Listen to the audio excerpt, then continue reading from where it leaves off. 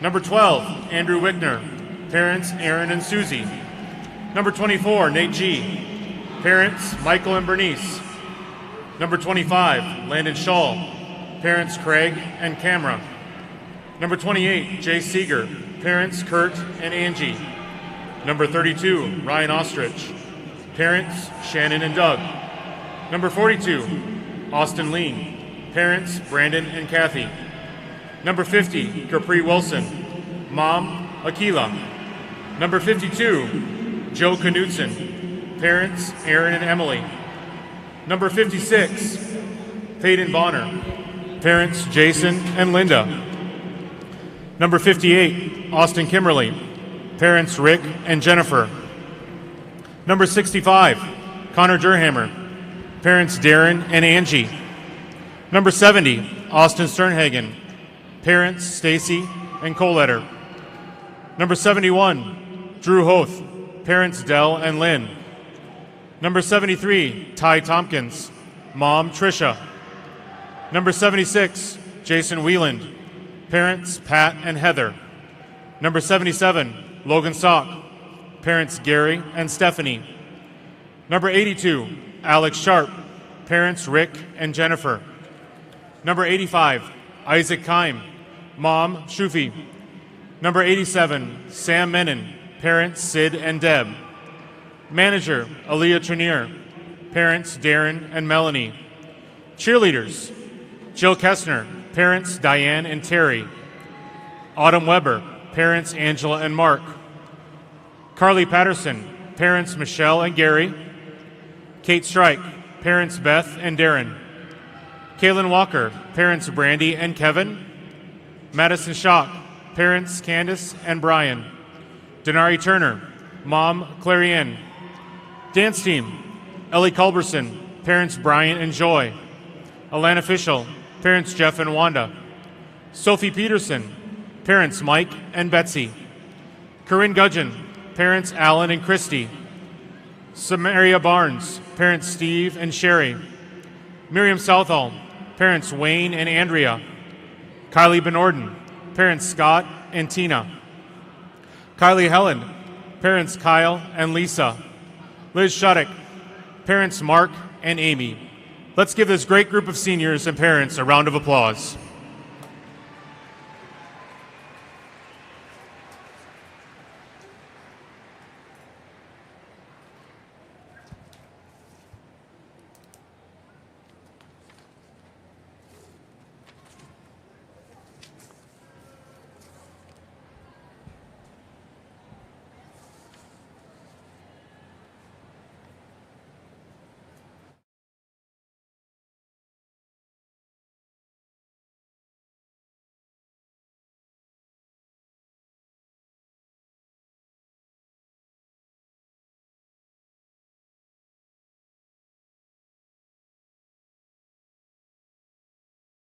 What's the easiest way to buy? The Witham way. That means stocking a wide selection of the area's top-selling pre-owned vehicles that fit any budget. From low-mileage cars to one-owner cars to local trades, we carry the vehicles you want. That's the Witham way. And check your mailbox for this month's specials or online at withamauto.com. Witham Auto Centers in Waterloo, Cedar Falls, and LaPorte City. Everything we do is driven by you.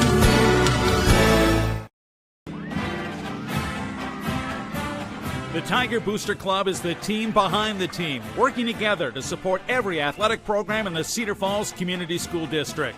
We couldn't survive without the Tiger Booster Club. Their funding lets us be able to get our equipment and complete the needs of our programs to make sure that they have everything they need. The Tiger Booster Club was established in 1975. Its mission has remained the same: to instill Tiger pride in the community and to support student athletes, both at the high school and at junior highs. We simply could not and would not look like champions on the court without the financial support from our Tiger Booster Club. We expect to have championship caliber teams both on the field and on the court, and it starts with the basics, including quality team uniforms and training equipment. The Tiger Booster Club provides funding for new uniforms and new equipment for more than 20 athletic programs. Money raised through the Cedar Falls Booster Club directly supports every athletic program in the Cedar Falls School District. The three primary revenue-raising opportunities that the Booster Club has are the Pat Mitchell Golf Outing, the Sturgis Falls 5K, and membership. The Pat Mitchell Memorial Golf Outing brings together alumni, businesses, and community members coming together in support of student athletes. You just think back and just in honor of Coach Mitchell and everything that I try to do in my life, just everything that he instilled in me, try to implement that in my life and make him proud. I know that just having this day was a big deal for him too, and he always preached on how important it is, and for all the football guys in high school coming up to come out and just show your face in the community and see, just talk to the people of the community and who the people are supporting you guys to just give back. And so I know this day meant a lot for him, so it means a lot for me to come back to. The second event is the Sturgis Falls Half Marathon and 5K runs, which is the oldest half marathon in the state of Iowa. Becker has actually done a great job with this race. He took it over a couple years ago, and he's doing amazing things, getting CF alumni from a bunch of different generations. So it's really cool to see. You have guys that graduated, over 5 years ago, and then you have people that are still on the team right now. So it's cool to see all those CF runners here supporting the Cedar Falls program. Now the Tiger Booster Club is stepping up their game, and to do so, they need you on the team. We're looking to increase our membership because, our cost of doing business, to do things right with our kids, is going up every year. And the more members we have helps us cover those costs and be able to give our kids a first-class experience. Team fight, let's go, team fight. So how can you join the team? The Tiger Booster Club is accepting new team members all the time, and each membership helps the team reach their goal. So it's very important that people know that anything they do when they're joining the Booster Club directly goes back to our athletes and helps us be successful. Cedar Falls is a great place to live, and my idea with this emphasis on community support and emphasis on the team behind the team is to encourage Cedar Falls to take an outstanding community and make it even better. There are varying levels of membership within the Tiger Booster Club, so you can fit the level that works with your budget and the needs of your family. And businesses who invest in the Tiger Athletics get valuable advertising options within the printed programs distributed throughout the year. As a member of the team, the Tiger Booster Club offers all sports passes to all Tiger Athletic events at the high school and junior high level, with options for total number of adult passes or Cub passes for students in grades K through 6. The Cedar Falls Tigers are stepping up their game, giving their all on the field and on the court. Record setter. We super appreciate the people who show up to our athletic contests and get in the stands and cheer and support the Tigers. We ask that you take it to the next level and simply join the Booster Club. And then not only are you supporting us with your cheers, but you're also supporting us financially. We need your support. So there's opportunity out there to still join. And if you need information to do so, it's available on the high school website.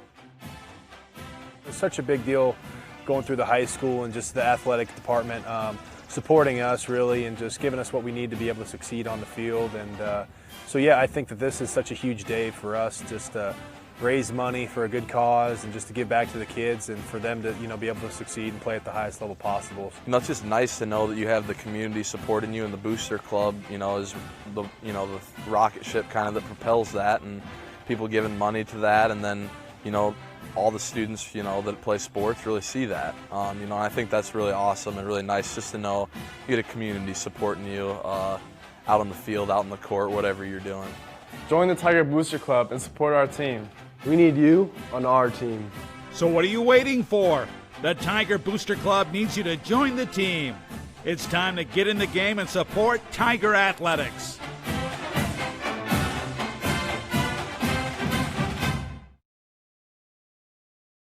Looking for the absolute best deals in Iowa on new Fords? Witham Ford in Waterloo, Cedar Falls, and LaPorte City has you covered. Looking for the Cedar Valley's largest Ford selection? Witham Ford has you covered. Our 3 locations means we're the Cedar Valley's largest Ford dealer, covering all of your Ford needs for sales, service, and parts. So shop the Ford dealer you can count on. Shop Witham Ford in Waterloo, Cedar Falls, and LaPorte City. Everything we do is driven by you.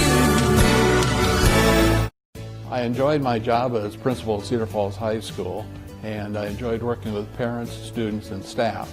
The thing I enjoyed most about was watching the students grow and develop, and I always enjoyed simply talking to them to tell them to go Tigers. I have happy memories at Cedar Falls High School. I met my wife there. We started dating as a sophomore, and we have spent all of our life together. So I'm happy with the Tigers. Go Tigers! Smile, we love to see you smile, but every once in a while, your smile may need attention. With Campbell and Beecher, your smile is your best feature, and we'll give your whole family the dental care they need. Cedar Valley Smile, smile with Campbell and Beecher. Meet Susie. Hello. Susie couldn't wait to unwind with her newest thriller novel. Too bad the only villain in this story was her suspect Router. Overwhelmed by options and technical jargon, Susie needed to crack the case of the Router's Riddle. Thankfully for Susie, this mystery is easy to solve. With CFU Wi-Fi, our highly trained technician will install a new Wi-Fi system to optimize coverage for her home. Now, Susie can get back to playing detective in any room of her house. CFU Wi-Fi. Wi-Fi made simple.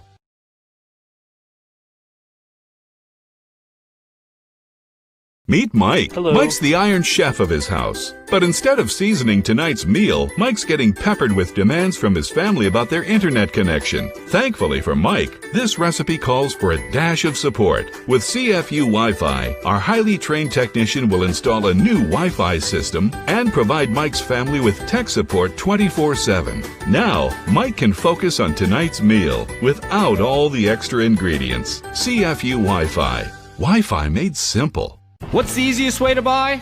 The Witham Way. And that means offering you the convenience you need when shopping our 3 locations in Waterloo, Cedar Falls, and LaPorte City. These locations mean always having the inventory you want when you want it.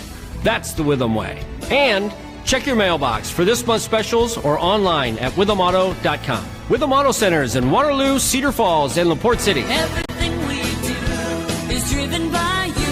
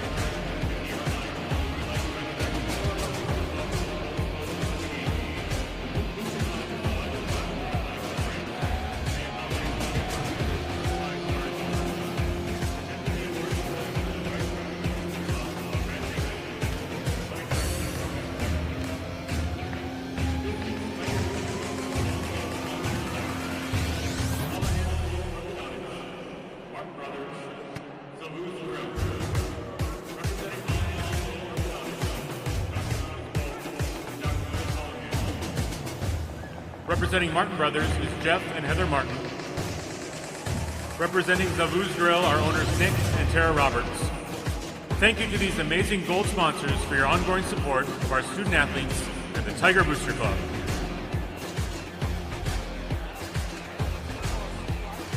Only 3, Troy, not 4.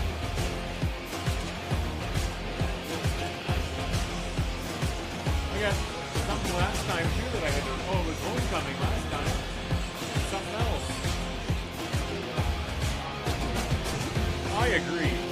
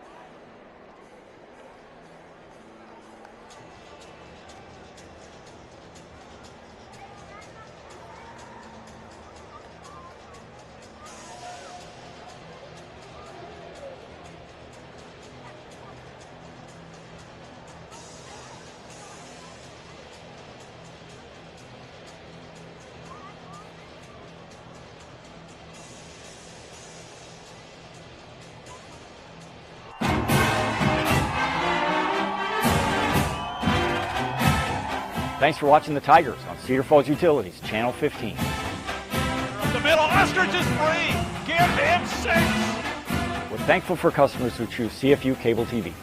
It's because of you that we can produce high-quality local high school sports. Oh, what a catch. Wow. Trey Campbell. This year we know it's especially important to have high school games on TV and online. Because of community support, we're able to provide a full slate of high school sports.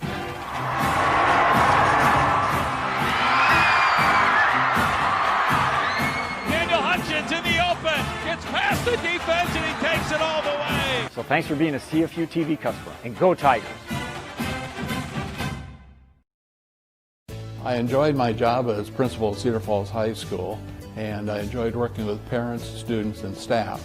The thing I enjoyed most about was watching the students grow and develop, and I always enjoyed simply talking to them to tell them to go Tigers. I have happy memories at Cedar Falls High School.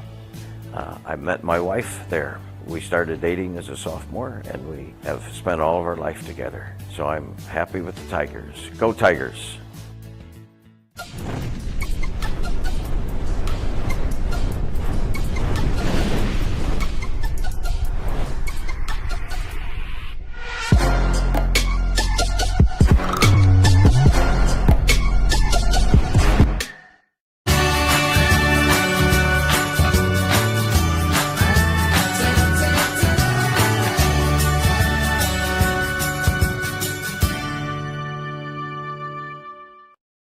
What's the easiest way to buy? The Witham way.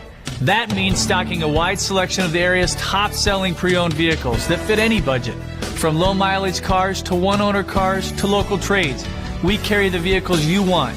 That's the Witham way. And check your mailbox for this month's specials or online at withamauto.com. Witham Auto Centers in Waterloo, Cedar Falls, and LaPorte City. Everything we do is driven by you. I enjoyed my job as principal at Cedar Falls High School, and I enjoyed working with parents, students, and staff. The thing I enjoyed most about was watching the students grow and develop, and I always enjoyed simply talking to them to tell them to go Tigers. I have happy memories at Cedar Falls High School.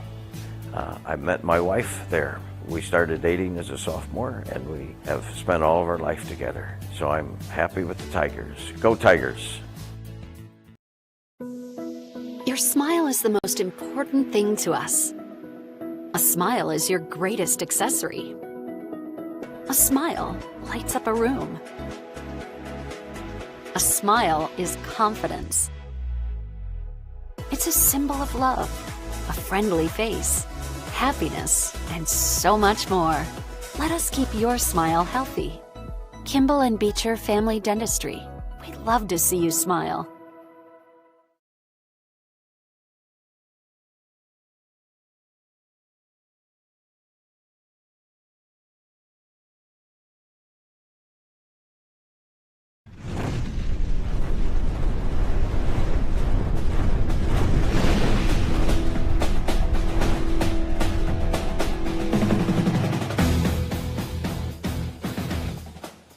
From the UNI-Dome, as Cedar Falls Community Television is excited once again to provide you with high school football action, as tonight the Cedar Falls Tigers host the Lions of Linn-Mar. It's the final regular season contest of the 2020 season. Mark Simpson with you, along with the coach, John Yoakum, the head coach at Pete Junior High, as we get ready for tonight's game. And well, with the playoffs starting next week, John, this is a dress rehearsal for the postseason. And this is a big game for the Tigers. If they win this game, they'll most likely get a first-round bye, so this is a big one for the Tigers. Cedar Falls coming in with some momentum after a nice win last week against Cedar Rapids, Washington. We look at the Associated Press 4A top 10 rankings. You see Southeast Polk, the number one ranked team in the state. Hearing from a lot of people, that team is loaded. I've heard the same, and Ankeny's playing well. And now with the Cedar Falls schedule so far this year, they won their first two games and then stubbed their toe at Cedar Rapids Prairie, lost a heartbreaker at homecoming to Dubuque Hempstead, had that game against Iowa City High canceled, but last week put it all together against Cedar Rapids, Washington on a Thursday night and rolled past the Warriors 41-16, setting up today's regular season finale against Linn-Mar. For the Lions, they've had to deal with their COVID issues as well, losing their first 3 games of the season, having a game canceled, but put everything together offensively in a big win against Iowa City High last week, a game that they feel really encouraged about. It's a lot of points. 50 points in a game is a ton. Now, so Cedar Falls tonight taking on a Linn-Mar team with obviously some explosive players. In the Mississippi division of the Mississippi Valley Conference, you see Cedar Rapids Prairie unbeaten 3-0. So tonight's game between the Lions and the Tigers will settle who finishes in second place in the Mississippi division. Last time these two teams met was at the UNI-Dome, and it was Linn-Mar winning a high-scoring game, 34-31 in 2015. In fact, Linn-Mar has won the last 2 games in the series, but Cedar Falls holds the all-time series lead, 9 wins to 6 losses. And we'll be right back with more as we get you prepared for tonight's game between Cedar Falls and Linn-Mar. High school football coverage from the Dome. We'll return with more. You're listening to Tiger Football on Cedar Falls Community Television.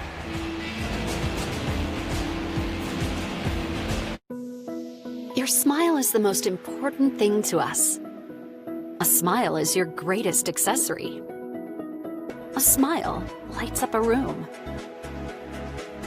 A smile is confidence. It's a symbol of love, a friendly face, happiness, and so much more. Let us keep your smile healthy. Kimball and Beecher Family Dentistry. We love to see you smile. As an elementary principal for 25 years in the Cedar Falls Community Schools, serving 4 schools, I've enjoyed observing several generations of students stay in, thrive, lead, and continue to build this wonderful community. It has been an honor to have been a part of the education system that helped bring this about. Go Tigers!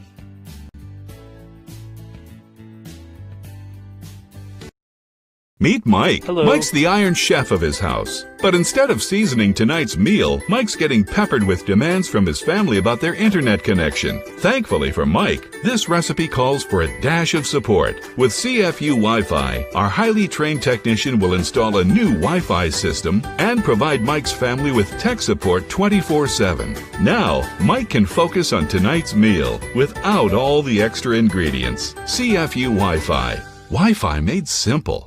What's the easiest way to buy? The Witham Way. And that means offering you the convenience you need when shopping our 3 locations in Waterloo, Cedar Falls, and LaPorte City. These locations mean always having the inventory you want when you want it. That's the Witham Way. And check your mailbox for this month's specials or online at withamauto.com. Witham Auto Centers in Waterloo, Cedar Falls, and LaPorte City. Everything we do is driven by you. What's the easiest way to buy? The Witham Way. That means stocking a wide selection of the area's top-selling pre-owned vehicles that fit any budget. From low-mileage cars to one-owner cars to local trades, we carry the vehicles you want. That's the Witham Way. And check your mailbox for this month's specials or online at withamauto.com. Witham Auto Centers in Waterloo, Cedar Falls, and LaPorte City. Everything we do is driven by you.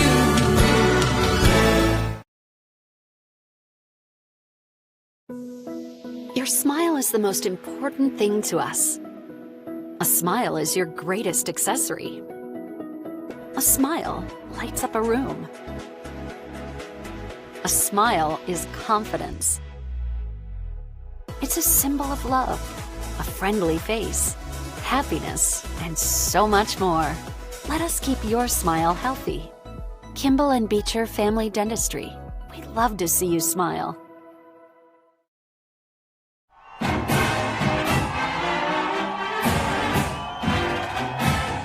Thanks for watching the Tigers on Cedar Falls Utilities, Channel 15. The middle, Ostrich is free. Give him 6. We're thankful for customers who choose CFU Cable TV.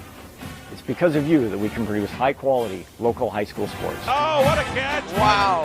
Trey Campbell. This year we know it's especially important to have high school games on TV and online. Because of community support, we're able to provide a full slate of high school sports.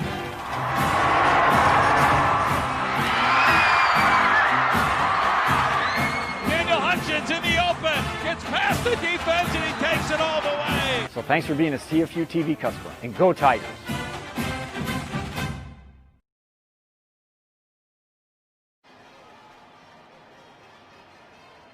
The bleacher creatures, they're ready to go as we get ready for tonight's game between Cedar Falls and Linn-Mar in Mississippi Valley Conference football action. This broadcast made possible by great sponsors like Cedar Falls Utilities.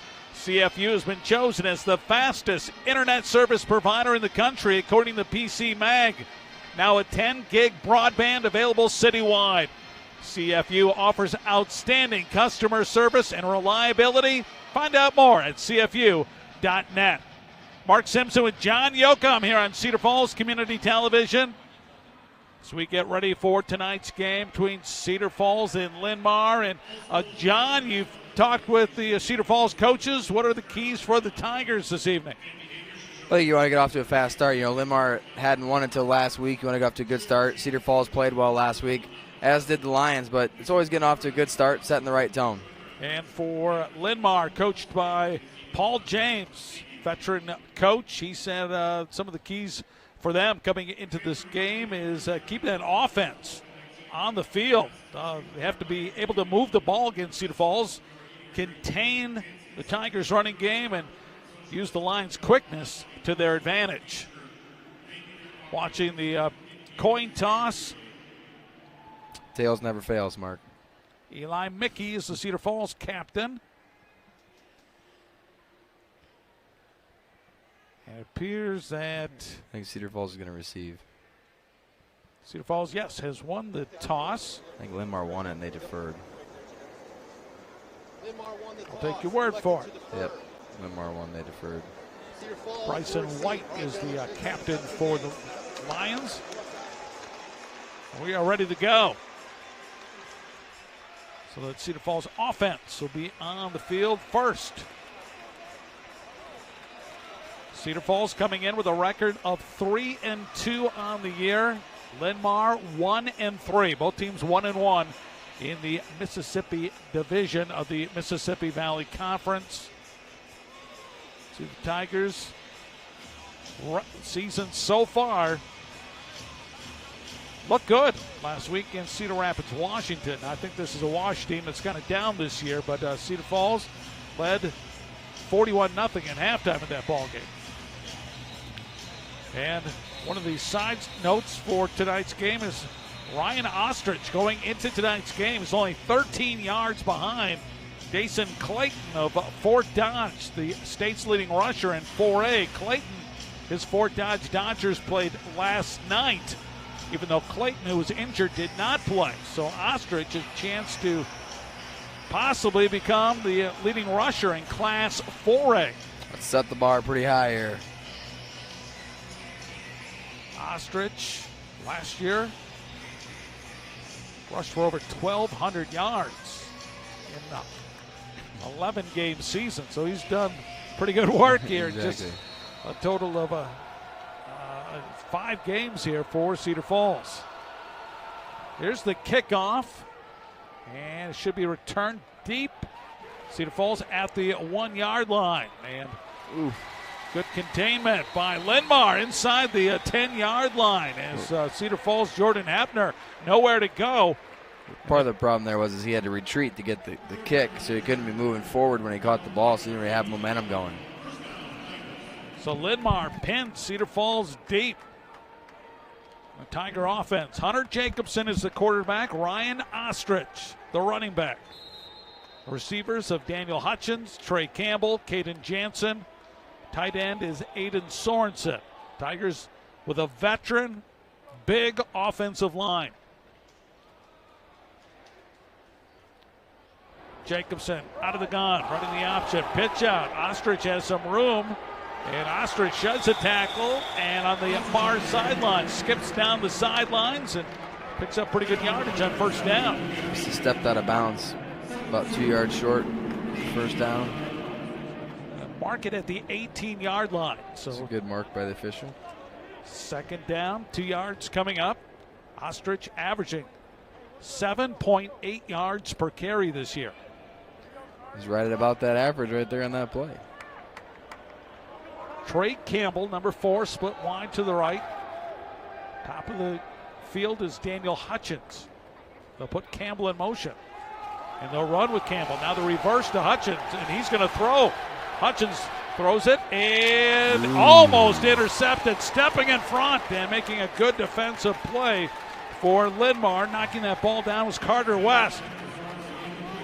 Just a too slow developing play. And West did a good job of breaking on the ball here, but I like the design. It's kind of fun there. Tigers scored on a reverse play. You know, when you run kind of a reverse there and a pass, when you get that opportunity to pass, it's hard to pass it up there.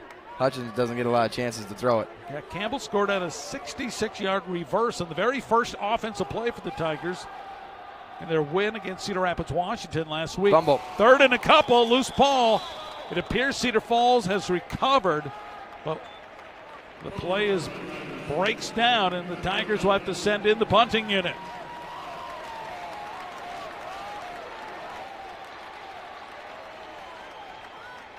Jacobson able to recover the fumble there, and I'm not sure if maybe some confusion on when that ball was supposed to be snapped. Yeah, I'm not sure there either.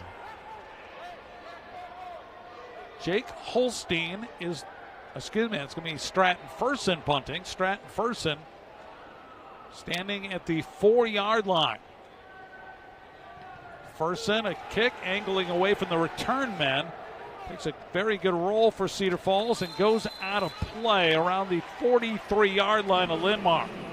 Well, that's kind of start Linn-Mar wanted. You know, he talked about their coach's keys was keeping Cedar Falls offense off the field and keeping theirs on it, and they just scored 50 points last week. They got to feel pretty good about that. McCade Jelinek is their quarterback, a 6-foot, 185-pound junior. And they really liked what he showed last week, that victory against Iowa City High when the Lions put up 50 on the scoreboard. They're going to spread the field. Bryson White is the running back. He is to the right of the quarterback, Jelinek, in the shotgun.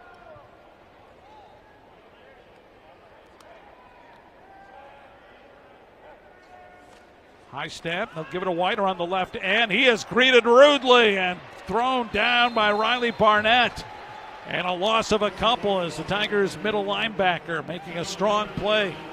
Good job of Riley by filling here. They kind of string it out. He has to cut it back, and Riley just unloads on him there. High impact right there is Riley Barnett, second leading tackler for the Tigers. Good wrestling move there, too, it looked like. Coach Ortner loved that. That's a 2-point takedown. There you go. Linn-Mar on offense for the first time. Facing now a 2nd down and 12 after a 2-yard loss by White. Jelinek, rollout to the right, has good time.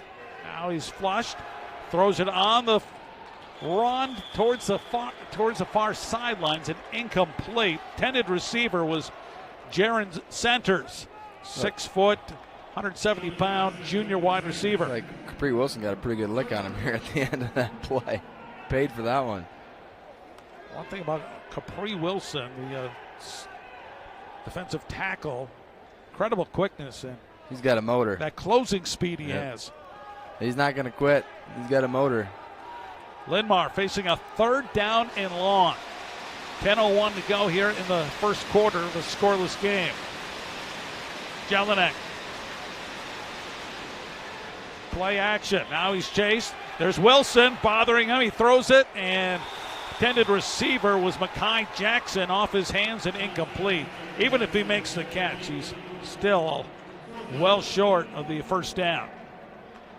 And watch the pressure by Capri Wilson coming in late again, wrapping around Jelinek just as he releases. It's going to make it hard to throw the ball with that guy draped on you. Nate G Wonder if he's gotten a punt this year because he's been so close, Capri. The games we've done, he's been really close a few times. Nate G is the return man for the Tigers, averaging 13 yards a punt return. He's going to stay away from this one, and it's going to be down right about the 24-yard line by Linn-Mar's Carter West.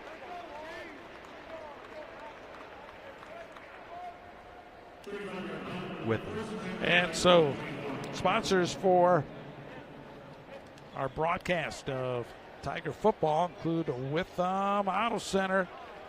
Everything we do is driven by you. Located on South Main Street, Cedar Falls, with additional locations in Waterloo and LaPorte City. Witham Auto Center is a proud supporter of the Cedar Falls Tigers. Find your next vehicle in person or online at withamauto.com. Tigers on offense for the second time.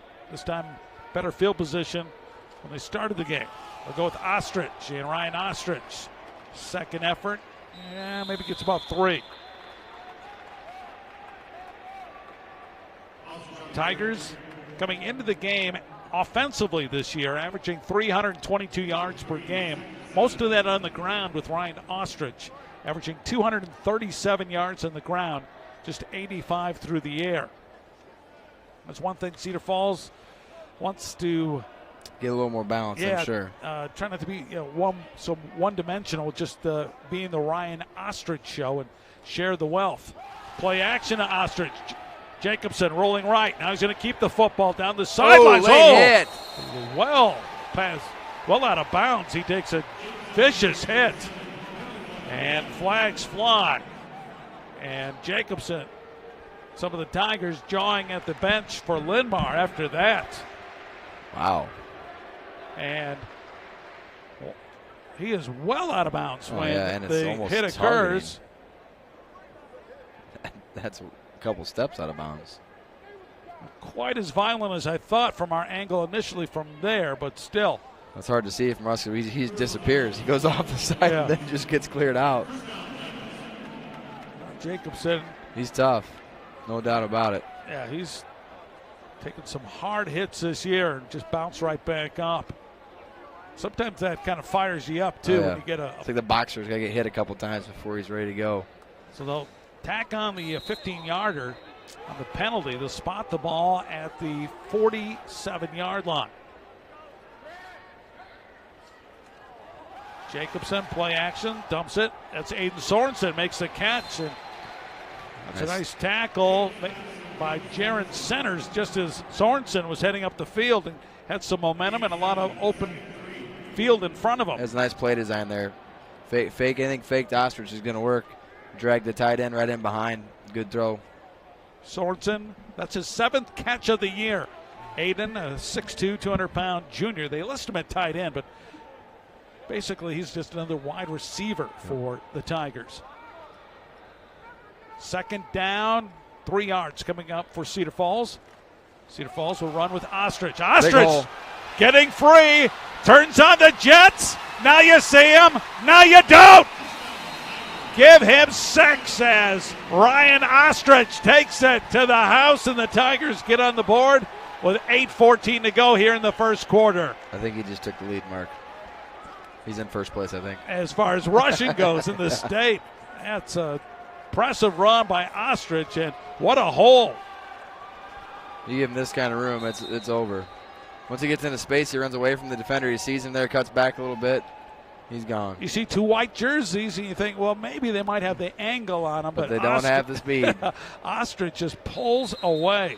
Extra point on the way and good by Jake Holstein, who's now 17 out of 17 on the season. That's pretty good.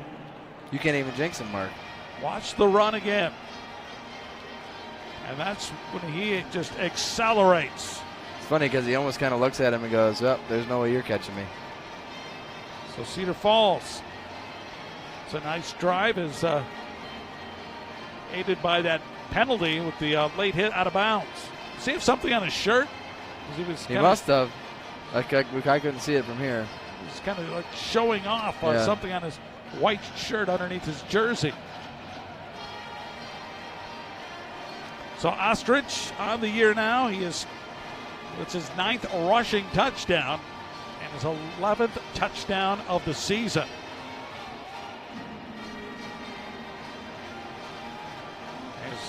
Ken Koltoff, they're already looking at the replay of that one. See, pretty good, boys. Let's do that more often. Ready to kick off, Stratton Furson. And Furson scored a touchdown last week. The kicker, when Cedar Rapids, Washington fumbled it. And there was a scrum for a loose ball, and it fell in the end zone. And of all people, the kicker, Furson, falls on it for the score. How rare is that? Yeah, pretty rare. Usually the kicker's the protector.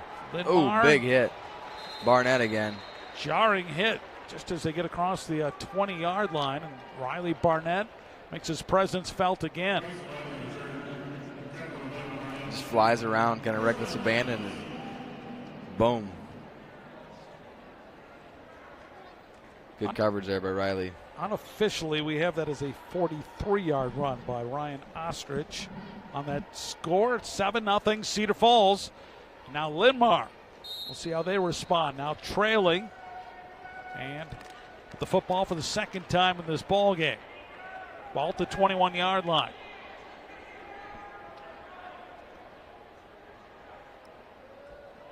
McCade Jelinek, junior quarterback.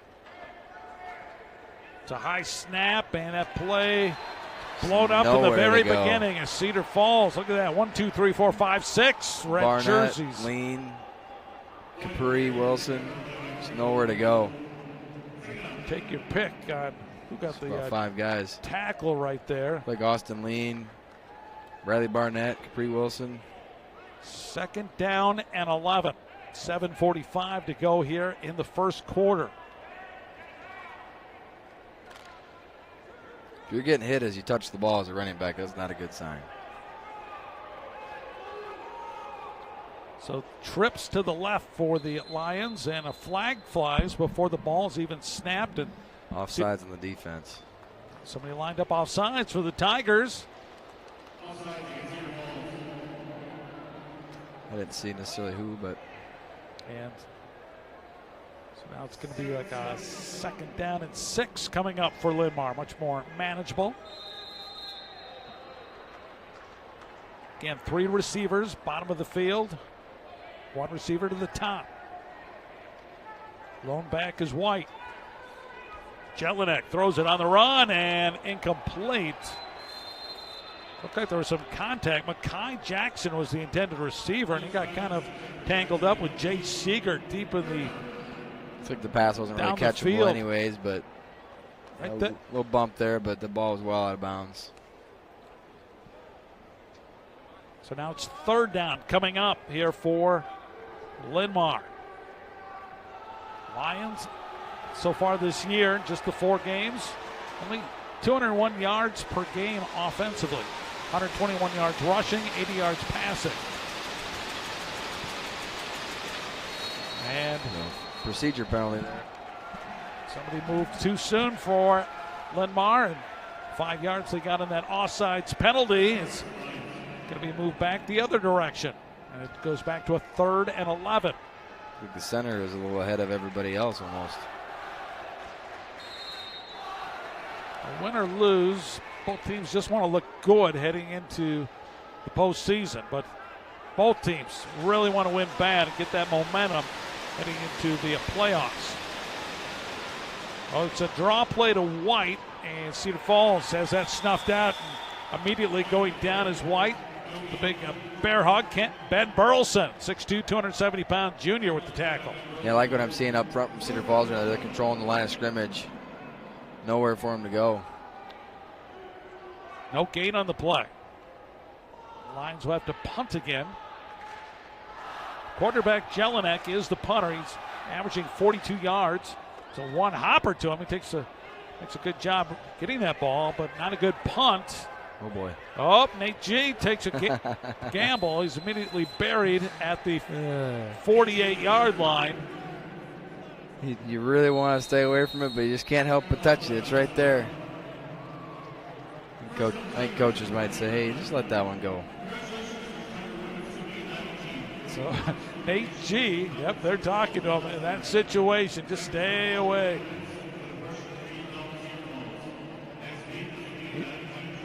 And he say, but coach, I saw an opening. Exactly. I could have taken it to the house. Our broadcast is brought to you by a lot of great sponsors, including Western Home Communities, the Cedar Valley's best of the best choice for older adults. Visit the website today to find out about villa lifestyles or independent living apartments, plus all the amenities they include to make life fun and worry-free. WesternHomeCommunities.org. Coming into the game, Ryan Ostrich trailed Dason Clayton of Fort Dodge by 13 yards in the one of the categories for the leading rushers in the state in 4A. Now, Clayton, his regular season is done. So Ostrich, for now, is the state's leading rusher in 4A. But Alexander Lindquist of Waukee, he was only 94 yards behind Ostrich. And Tucker Langenberg of Urbandale, 108 yards behind Ostrich going into tonight. And we know Kane McWilliams for Dubuque Senior. We saw him earlier in the year, 119 yards, and he's capable of a big night. Yeah, anytime he touches the ball, he's a threat to go the distance. So the Tigers' excellent field position on the Linn-Mar side of the field. 6:36 to go here in the first quarter. Glad you could join us for Cedar Falls Linn-Mar football here on Cedar Falls Community Television. Tigers misdirection play, and Ostrich, they had a hole for a moment, but it closed quickly, and Lions able to bring Ostrich down. He'll lose a yard. He's frustrated because he had a seam, almost got to the edge. He's mad at himself there a little bit. Clayton Muzinski, the leading tackler for Linn-Mar with the stop. He's the strong safety. Muzinski having a strong season as a junior, and able to wrestle down the speedy Ryan Ostrich before he could get some forward momentum. 2nd down and 11 after that first down run. Fake it to Ostrich. Jacobson rolling to his left. Now coming the other side of the field. Throws it. A receiver's open. And there's Ostrich making the catch. Weaving his way past defenders. Down the sidelines and scores. I think that's just how they drew it up, Mark. Ryan Ostrich doing it all tonight as he scores a touchdown. A flag is down. Ostrich, right before he came to the end zone, he raised the ball high into the air. And I think the referees are going to call him for a penalty for that. That seems pretty petty. Yeah, it wasn't much, but heck of a play. Watch Ostrich. Olay as he gets past a couple. And he brings the ball up just inside the 5. And they're going to penalize him for that. Come on. That wasn't much. Again, that seems very petty. So Tigers. And to me, he wasn't like showing it at a defensive player or in anybody's face. He was just excited to go in the end zone. He wasn't pointing at the defender. So that just seems unnecessary for that to be called. It wasn't a discount double check from Aaron Rodgers or something like that. Yeah. If you're high stepping or doing something to show attention to yourself. I think that's on the kickoff.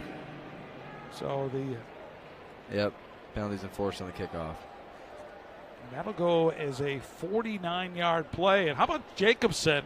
Scrambling, creating some space, and then finding a guy. That was an impressive play in the backfield for the junior quarterback. As Holstein gets ready for the point after. Gets all those pass yards, too. Threw about a 5 or 6 yard pass, and it counts for 40-something. It is his 6th touchdown pass this year for Hunter. Alex Schmidt is the holder for the Tigers. And the extra point up and good. So they will mark the penalty yardage on the kickoff. Watch Jacobson. This is called improvising. And anytime you get the ball in space to that guy. It's a good choice. And again, I just don't see the need for the penalty. I could see maybe a verbal. He's pointing the ball back at somebody or saying something, I mean, I can see that, but I don't think that was egregious at all. Yeah, I think if the official comes over, verbally says something. Hey, don't do that anymore. So I used to think of like basketball where you can give 3 symbols and like 3 goggles and 3 arrows and that kind of stuff to somebody and they don't. There's no penalty for that. Yeah. You lift the football above your head and it's a penalty. So it's a 49-yard pass play. Jacobson to Ostrich continues to pile up the points this year. Now has scored a total of 12 touchdowns. It's his second reception or second receiving touchdown this year. For as much attention as Ryan gets, that's got to feel really good, though, to have the space he's got in the last. I mean, he's usually got to scrape and claw for everything he gets, and to have 2 nice wide open touchdowns like that, it's probably he was excited. Stratton Ferguson. I think he would.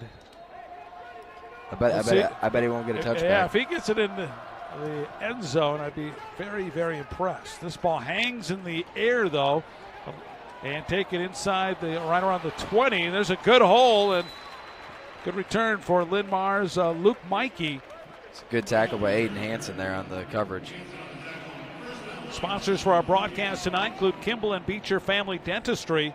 Get the smile you've always wanted at any one of their 6 locations. Located on Prairie Parkway in Cedar Falls with additional sites in Waterloo, Cedar Rapids, Iowa City, Marshalltown, and Des Moines. Go to KimballandBeecher.com to schedule your appointment today. We make you smile. Tiger fans smiling right now. Cedar Falls up 14-0. And now for Linn-Mar, some urgency. They don't want this talented Tigers team to turn this into a rout real quick. They haven't done much the first 2 times they've had the football. And there's a strong run. Is carrying the football for Linn-Mar is Bryson White. That's his longest run of the game. Linn-Mar got numbers on the right side there and just had more blockers than we had guys tackling, and good gain there for them on first down. Bryson White coming in, 326 yards rushing. Leading ground gainer for the Lions. That's a gain of 9. 2nd down and 1. So they get into the Cedar Falls side of the field for the first time this evening. 4:59 to go here in the first quarter. Cedar Falls on top, 14-0. Under center, Jelinek. And White, forward progress. I think he got the first down, but then paid the price after that, though. Thrown back to the turf by a trio of Tigers led by Eli Mickey. Mickey and Jordan Hepner and Riley Barnett. Eli Mickey, one of the seniors that was recognized before the game, senior night. They recognized the players, managers, cheerleaders, dance team members. They were stretched with the parents from one end zone to the other. Jelinek, play action. He's going to roll out to his left, dumps it out, and making the catch, and then angled out of bounds after a short gain was Carter Henderson. Henderson picks up 6 yards on the play. It's a good gain on first down, and that's what Linn-Mar wants to do. They want to get manageable down and distance here. Keep working the clock. Stay on schedule and stay away from Ostrich. Jelinek coming into the game, completing 46% of his passes. I watched him in the warm-ups for the game, and he looked very accurate. I formation, so Linn-Mar kind of going that pounding ground right. And here's a White and other. Looked like Hepner on the tackle there. Big tackle. Lean maybe finishing that off. And watch the run. Jordan Hepner, the weak side linebacker, wrapping him up. No gain on the play. 3rd down and 4. The ball at the Cedar Falls 41. Bleacher creatures. Got some calloused hands. Yeah, that's right. Gotta make some noise somehow. Again, they go out of the eye. Strong side to the left. They go quick hitter up the middle. First down, run and more. Henderson in the open in the defensive secondary. Takes it all the way inside the 10-yard line. It's good hustle by Rasty and Seeger to prevent the touchdown there. Give the defense another chance here. The sophomore, Carter Henderson. He's got a quick trap right up the middle. Man, coming into the game, only 78 yards total rushing on the year, and he had a long run. And it's 1st and goal to 7, and the Lions, trailing 14-0, have something cooking. Let's see if the defense can hold here. It's a good hustle there by Cedar to prevent the touchdown. Now they go with the power eye. They go with the second back, and Bryson White gains about 3, stood up, and then Lineman got a good push, pushing him forward. Down at the 3. They came out more of a spread offense to begin the ball game, but they've had success in this drive. Going with the eye, now the power eye. 2nd and goal from the 3. Linn-Mar trying to bully the Tigers here and run the football down their throat.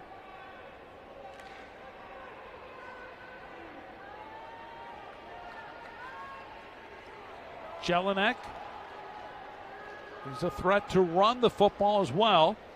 They'll give it to White. White cannot find a hole, and he'll be pushed back 2 yards to the 5, bringing up a 3rd and goal. It's kind of a run blitz there from the Tigers.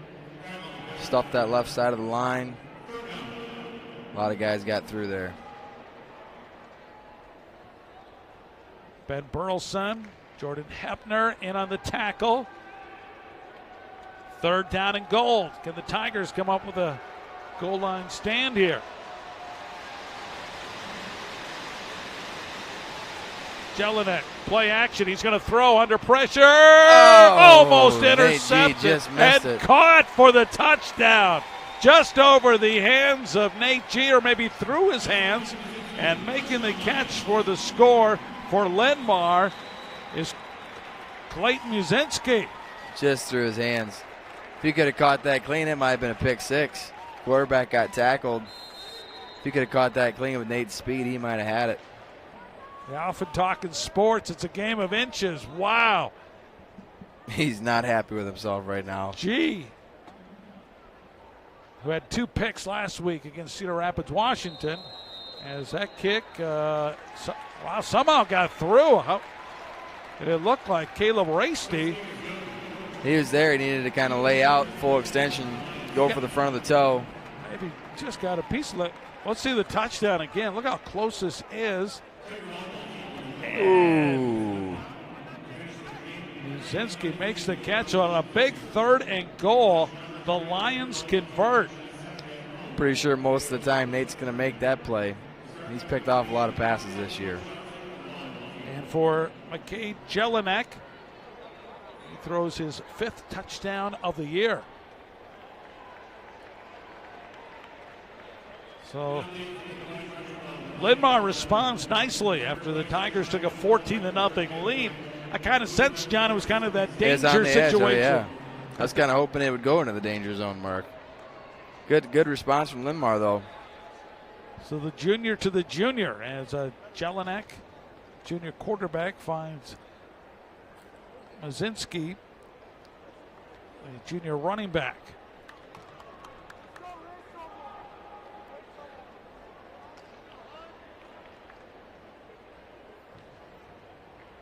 The Tigers hoping to get a stronger return. Kickoff to begin the ball game. They struggled and trapped at the 10. Nate G up the field. G still on his feet. 25-30, and he will take the ball right about the 32, 33-yard line. Good return for the Tigers. Good return there by Nate. Sponsors for our game include Brad Jacobson, State Farm Insurance. Like a good neighbor, Brad Jacobson, State Farm is there. Call the original Jake from State Farm at 319-277-4134. Or email Jake at bradjacobson.biz. If you go see him in person, he'll give you a hot cup of coffee. Just there you like go. That. So now the Tigers offense back on the field. Linn-Mar's cut the lead in half, 14-7. Here's Ostrich, who scored a couple long touchdowns. Hit immediately at the line of scrimmage and only picks up a yard. Tried to spin out of it there. Took a pretty good shot for it. Minute 15 to go here in this first quarter. Season finale for both teams. Both teams will find out tomorrow at noon who they'll face in the playoffs. Now in 4A, with the only 36 schools right now, most of the schools will be getting a bye. Linn-Mar trying to avoid that, and that's going to be a legal procedure against Cedar Falls. Everybody set as that ball was snapped back to the quarterback, Jacobson. Yeah, it just seemed a little off there.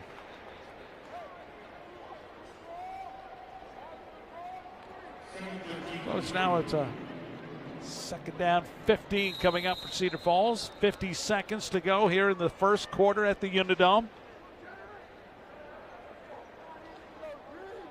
As Paul James, the head coach for Linn-Mar, what's it like playing at the Dome? And he said, it's always good, but most schools have artificial turf, so it's not as unique as it used to be in the past. Still a special facility. I know a lot of kids get pumped up to play here. And there's a good open field tackle on Ryan Ostrich by the Lions. Michael Mulheron, the sophomore linebacker.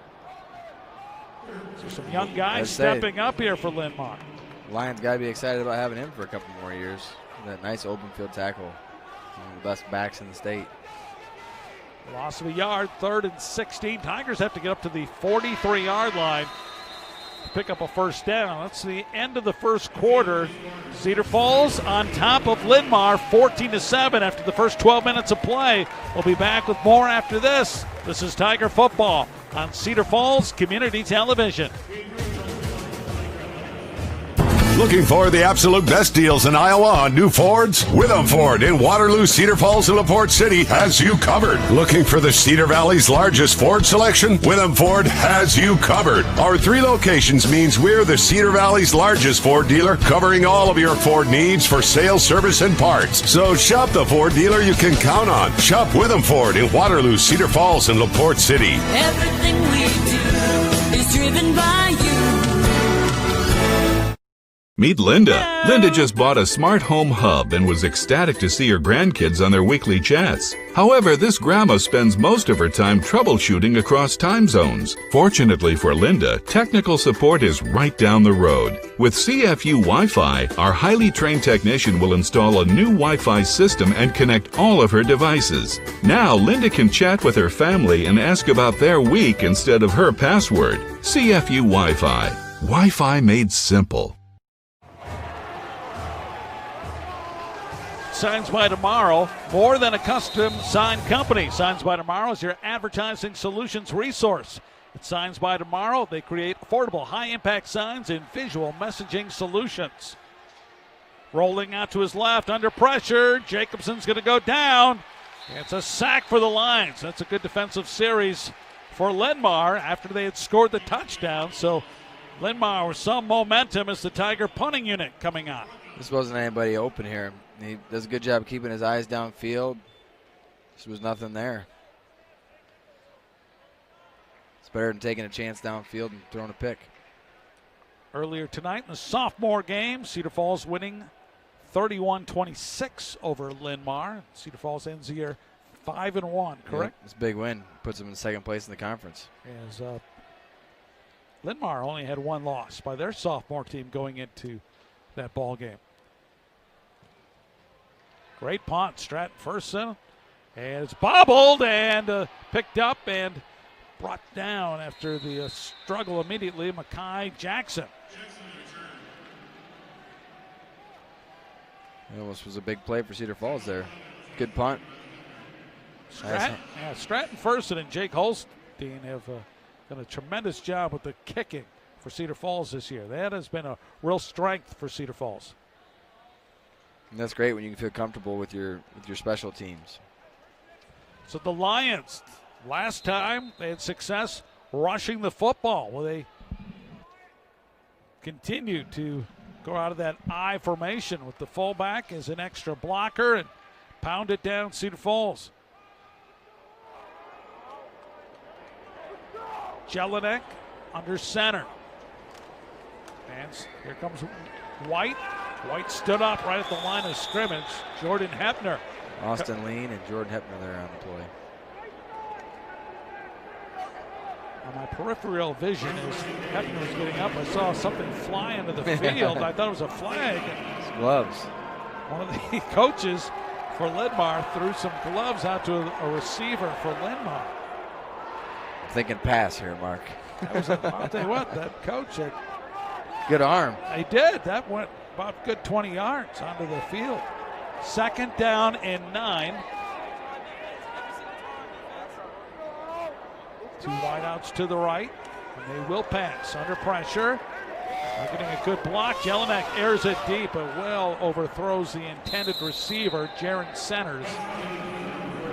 That'll bring up now a 3rd down and 9 coming up for Linn-Mar. Good play fake there. Linn-Mar, coached by Paul James.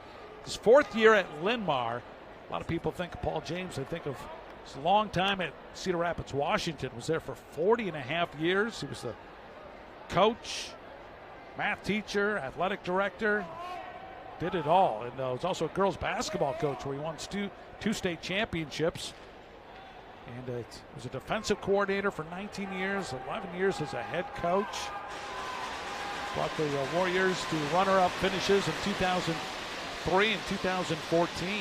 Screen. Just set up the screen. They lob it high in the air and making the grab, but read well by Cedar Falls. Austin Lean able to chase down the Bryson White for the tackle. That'll bring up 4th down. If you get a free run as a defensive lineman, you should think something's up, and Austin did a great job there reading that play. I would think screen pass as a quarterback has to be one of the more difficult plays because you're backpedaling. You have to float the ball, but you have to have a little bit of speed on it. That time it seemed like the ball hung in the air too much. And to do it correctly, you got to draw a defensive lineman in as best you can. That's not a fun job. So it's 4th down and 5. Do you think it's easy to throw a pass if Capri Wilson's chasing you down? No. Jelinek. That's a strong kick. Backpedaling at the 15. And sheds 1 tackle, but a wave of white comes down and takes him out at the 19. Watch the snap. It's a low. That's the 2nd time it's been a low snap that he's been able to field on a bounce. Heck of a kick, too. Wow, Jelinek showing some leg. Nate's got great speed, but can never quite get up to full speed there. If there's a punt, pass, and kick game, I'm taking McKay Jelinek. Quarterback and also the punter doing well here for Linn-Mar. He'll make it to nationals. 9:14 to go here in the first half. Tigers lead 14-7. They led 14. Well, that was our score after a 1 quarter of play. 14-7. They jumped out to a 14-0 lead. Ostrich cutting back and a lot of green in front of him. Ostrich turns the corner at the 40 and up to the 47-yard line. Another big run for Ryan Ostrich. It's just way too much space to give him. Great job of blocking up front. Kind of double teamed the backside, so he kind of presses the hole on the right side, knowing that there's space on the weak side. Good play design. Just like that, the Tigers near midfield, right at the 47. Hunter Jacobson working out of the gun. Junior quarterback running the option, pitch out. Ostrich held up and then brought down as he's wrestled to the ground after about 2-3 yards. It's Clayton Muzinski playing from his safety position, able to contain Ryan Ostrich nicely. That was a good open field tackle there. I'm sure we'll see that play again because get out into space, Bureau. We just missed that block. If we catch that block, then he's in pretty good shape. Gain of 2 is what the officials say. 2nd down and 8 at the Cedar Falls 49-yard line. 8:12 to go here in this first half. Ostrich looking for a hole, cuts it back the other way, and looks like he may have picked up enough for the first down or very close. It's an impressive run because he presses the play side, just has the patience and the balance to cut back across the grain. You'll see he's going hard to the left, just kind of stops. Okay, we'll go back this way. And you got to commend the lineman for continuing to block on both sides of the line because you never know when he's going to cut back. 3rd down, a yard coming up for the Tigers. I think everybody knows who's going to get the football here.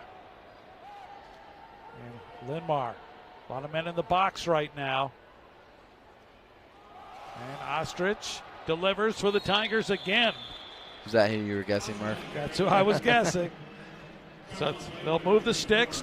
Another 1st down for Cedar Falls. I was kind of hoping they'd run a sneak just to throw you off there. Ryan Ostrich adds to his total.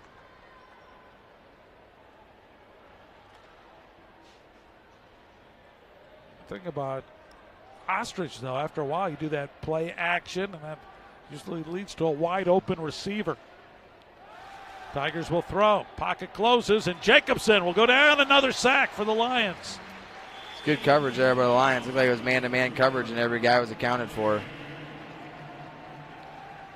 And Elijah Likia with the tackle. A correction. That was Michael Mulheron, 44, not 41. The sophomore. So Mulheron coming up with the 2nd sack of the game for Linn-Mar. Great size for a sophomore linebacker there, too. 2nd down and 13. There they go. They fake the pitch to Ostrich, and Jacobson keeps it himself. And he goes down and will lose another yard. Watch Ostrich. He thought he had a big play coming. Yeah, it's close there. It's always easier after the fact to go, oh, I should have pitched it. But, you know, you're also thinking at some point those guys are going to go with Ostrich, and that's going to be a nice fake and a seam for him there. Ball resting at the 43-yard line of Linn-Mar. Tigers need to get just across the 30. Jacobson, a lot of time in the pocket, airs it over the middle, ball deflected, hangs in the air and incomplete. An opportunity for the Lions. That ball hung in the air for a long time. Carter West with the dive, trying to come up with the pick. Pretty good throw here, kind of a post curl. Steps up in the pocket. A little outside there, but it's close. 4th down, Cedar Falls will punt. Jackson and Centers, the return men for Linn-Mar. And I don't think they get from run. I mean, it's too far to run a fake, but ball bounces inside the 10 and rolls in the end zone. For a moment, when he got the ball from the center, looked like he might throw it. Yeah, and nobody's going with him. That's something later in the game they might try a fake on. If you watch that again, watch him. And I thought for a split second. I mean, the whole right side just turned and ran away. He had the idea of throwing that football. So 14-7, Cedar Falls with the lead. 5:25 to go in the first half. We'll be back with more after this on Cedar Falls Community Television. What's the easiest way to buy? The Witham way. That means stocking a wide selection of the area's top-selling pre-owned vehicles that fit any budget. From low-mileage cars to one-owner cars to local trades, we carry the vehicles you want. That's the Witham way. And check your mailbox for this month's specials or online at withamauto.com. Witham Auto Centers in Waterloo, Cedar Falls, and LaPorte City. Everything we do is driven by you.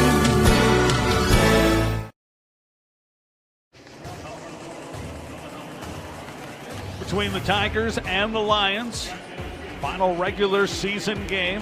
Big contest for both these squads who want to grab some momentum heading into the postseason. For Cedar Falls, I'd be shocked if they did not receive a bye in the first round. Meanwhile, for Linn-Mar, they really need a win to make sure that they get a week off before heading into the second round of the playoffs. I really think Linn-Mar will get a first-round bye and then have to go to a higher seed. That's my prediction. But, yeah, you want to take care of it yourself. If you win here, you're going to have a bye.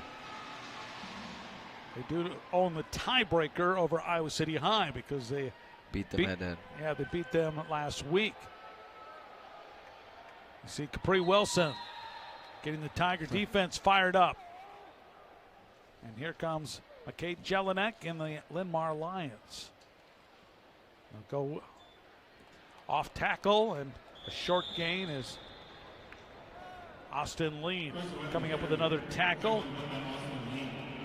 The Lean Mean Fight Machine, returning letter winner from last year. He's played well from that defensive end position. He does a great job of using his speed, get off blocks and make plays. It's one thing over the years, you see Tiger, the defense, you don't see those real bulky guys, but they rely more on the quickness. Yep. Tenacity. Counter play, and here's Carter Henderson stumbling his way for a first down. As Henderson, remember, he had that long run that set up the touchdown pass from Jelinek to Mazinski. That's a first down run. Close to being blown up in the backfield here. Almost had him. Mickey got caught kind of peeking on the inside there. He knew it right away. Ball spotted 33-yard line, and Linn-Mar finding something, running the football here in the first half. Quick pass behind the line of scrimmage, caught by Robertson, and Robertson heads up the field. Short gain on the play. Tackle made by Cedar Falls' Jordan Hepner. He made a lot of tackles today. I feel like we've been calling Hepner's name quite a bit. Pitch and catch, and Robertson, it's his 5th grab of the year. He has 2 touchdown receptions this season for Linn-Mar. He's hurting his touchdown average per catch. 2 wideouts to the left. He'll keep the ball on the ground, and sneaking his way through is White, carrying a tackler. It's another first down as Bryson White will move the chains as it's a first down run for Linn-Mar right at midfield. Yeah, they're kind of wearing us down up front a little bit. Pulled a few linemen there. Found a nice little crease and got his shoulders going downhill. On their first 2 possessions, they ran the spread offense and were not successful. But since they've gone to bring that fullback in the backfield, it's been very positive for Linn-Mar. It's a sign of good coaching, being able to switch, go from the spread to the eye and do different things. Back to pass. Oh, Jelinek's going to go down. No, he's able to release the football. And we'll see if there's going to be a flag for intentional grounding. I don't see any white jerseys. That's the Cedar Falls staff. Well, I think they're saying the ball's got to get past the line of scrimmage. It didn't get past the line of scrimmage. I do not see a flag. There it is. The ball has to get past the line of scrimmage, and that was the issue there. Well, Paul James, Brad Remmert, they've known each other for a long time.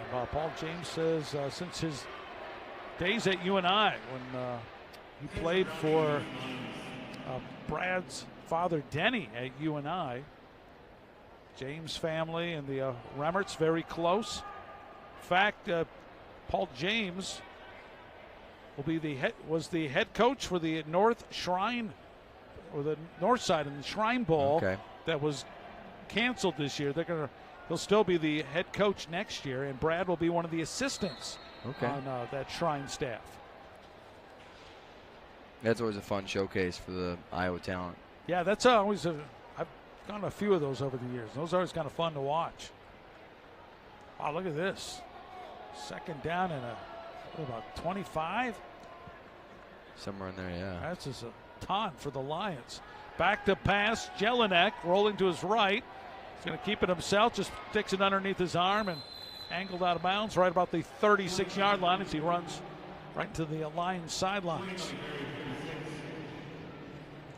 3rd and long, keep everything in front. Let the defensive lineman get some pressure.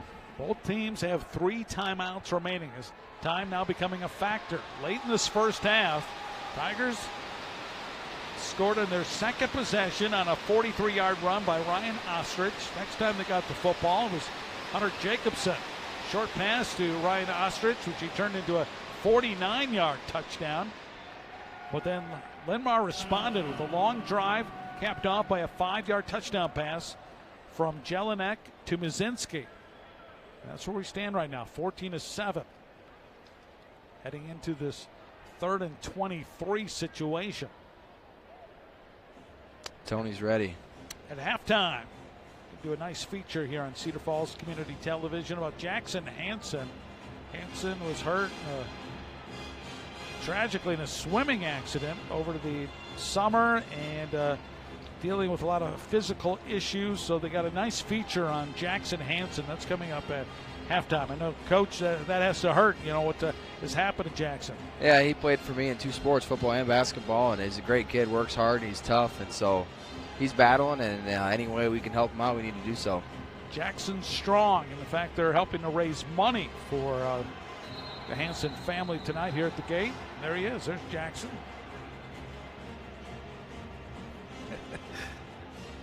He had a smile there, I think. That's right. He's watching the Tigers, cheering them on, his teammates. He's a great teammate, Yeah. and that's great to have him back out here tonight.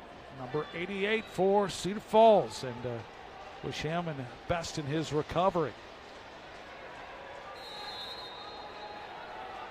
Look at this. They spread the field. 5 receivers. Empty backfield for Jelinek. Jelinek, pocket closing, and Jelinek will go down. It's a sack for Cedar Falls. And Austin Lean getting another tackle. It's his 2nd sack of the 2020 season. He's fired up. Good time out there. Try to get as much time as you can here for the offense to work. So Cedar Falls using their first time out. Again, there's that speed by those Tiger front 4. And Austin doesn't give up. He's relentless. So 2:57 shows on the clock and into punt. And Jelinek, remember, 2 of the punts, the snaps back to him. Yeah, they bounced right in front of him. He's got fortunate bounces so far. So the lot could happen here in the final, just under 3 minutes to go here in this first half. Sponsors for our game include CFU Cable and Channel 15. Your home for Cedar Falls Tigers sports in Cedar Falls. Coverage of this event is made possible by CFU Cable subscribers. Without your support of CFU Cable TV, this broadcast would not happen. And local TV coverage would not be possible.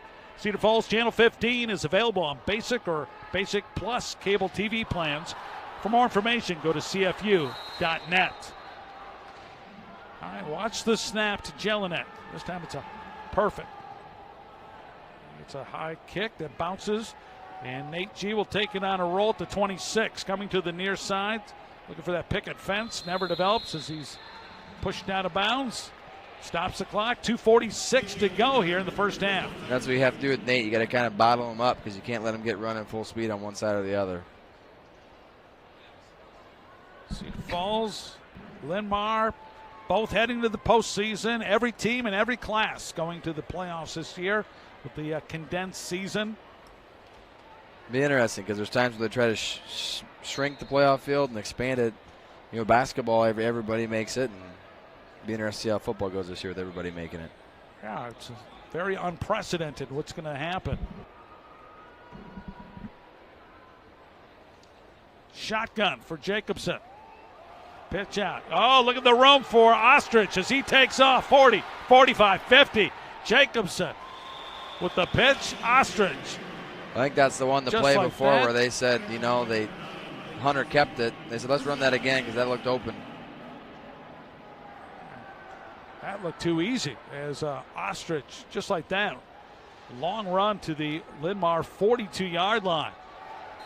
It's good block downfield there by Trey Campbell. Big first half for Ryan Ostrich, trying to get that rushing title in Class 4A. They run the option. Ostrich this time, nowhere to go as Linn-Mar contains him, and he'll lose 2 yards on the play. You're ready for it that time. Player like Ostrich, you really kind of surround him, don't you? He's going to shake and spin and do all sorts of things. He's incredibly shifty as the ball goes back to the 45. Clock rolling now, 2 minutes remaining in the first half. Cedar Falls still 2 timeouts remaining. Now facing a 2nd down and 13.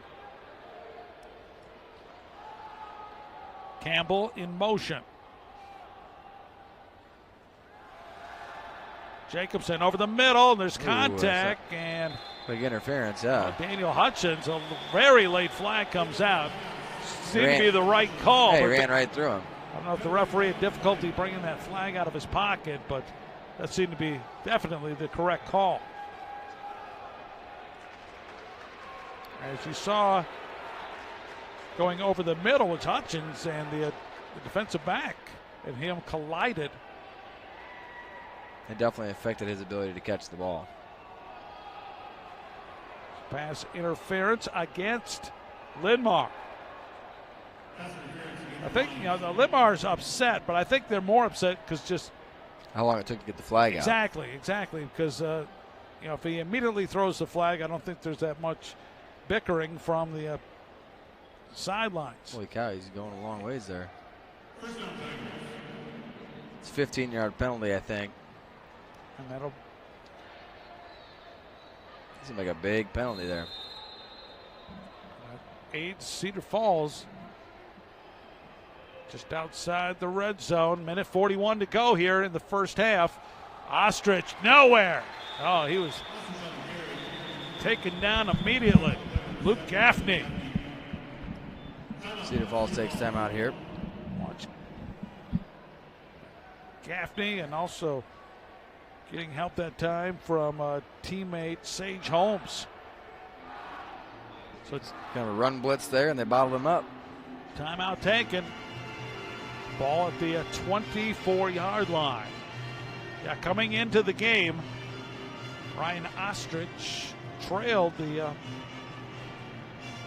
Fort Dodge's Dason Clayton by 13 yards. Now Clayton, his season's over, and Ostrich has had a big, productive first half. I don't think anybody's going to catch him, Mark. I'm going to go on record. As I've often said, they're not going to catch him. So now Ostrich trying to hold back the guys behind him. Beautiful shot from the UNI-Dome. Our all-star team of here at Cedar Falls Community Television doing another wonderful job with the shots, the graphics, second to none in the state. Very proud to be a part of the broadcasting here at Cedar Falls Community Television.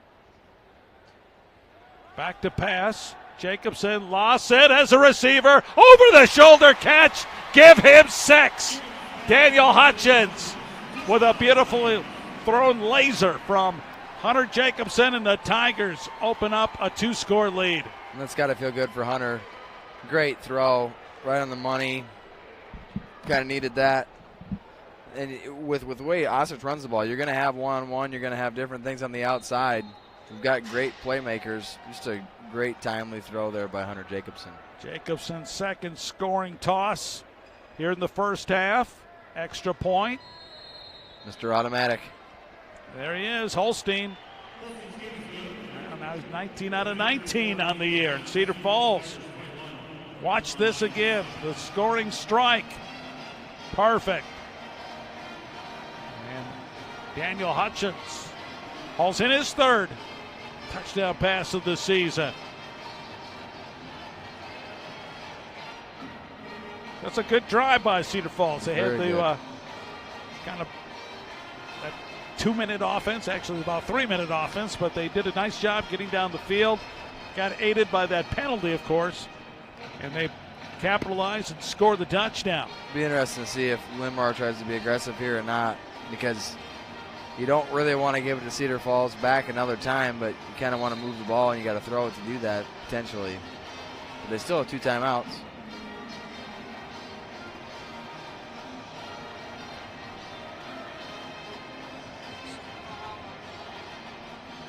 We have Holstein kicking off this time for Cedar Falls. The ball spotted at the 40. Kind of alternating throughout the year. Musical kickers, musical chairs. Stratton Ferson, the senior, and Jake Holstein, the sophomore. Ball spotted at the 40. Kick, is it going to stay in bounds? They're going to have to pick it up, and he finally does. Oh, big hit. Taken out of play right around the 17. A flag comes in right at the end of that. I think it was a blindside block, them hitting Cedar. Yep. Cedar was just standing right there waiting to make the play, and somebody came running from across the field. Let's watch it again. And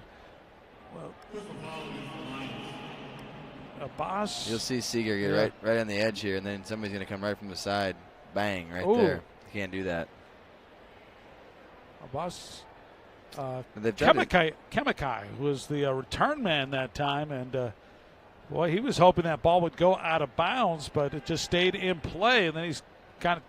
See, they're kind of in trouble here. I mean, they're going to have to run it and hope that Cedar Falls doesn't call many timeouts. But that's the block they've been trying to get out of the game for a while now.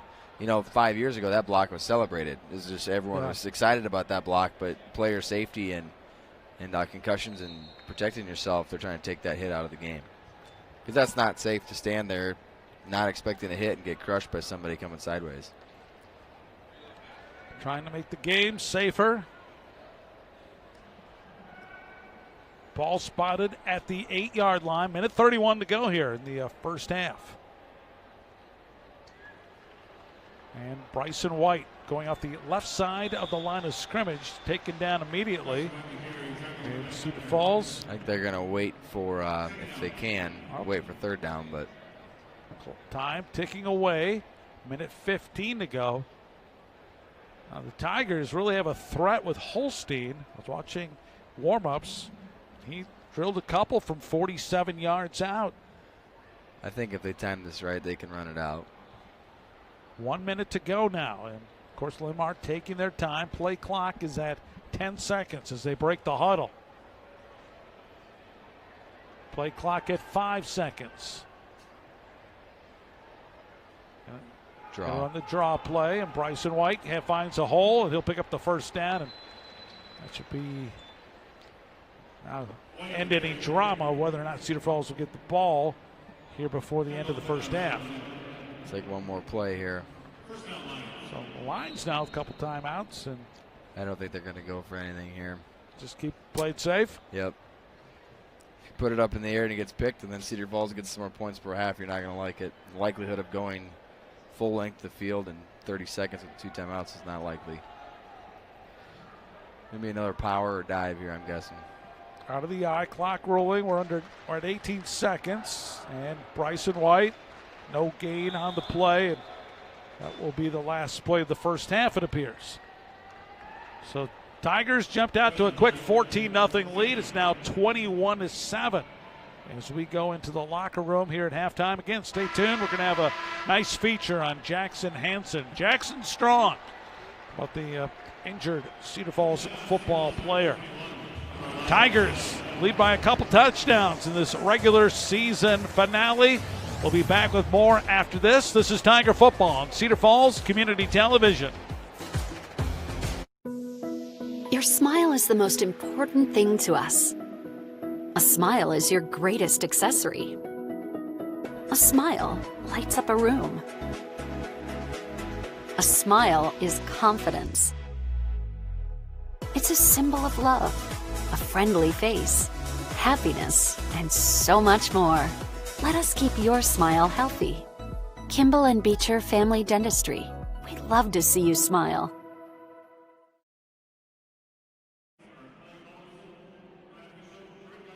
Peterson. Coaches are Alyssa Nolte and Kaylee Kirkwood. And now, the Cedar Falls dance team.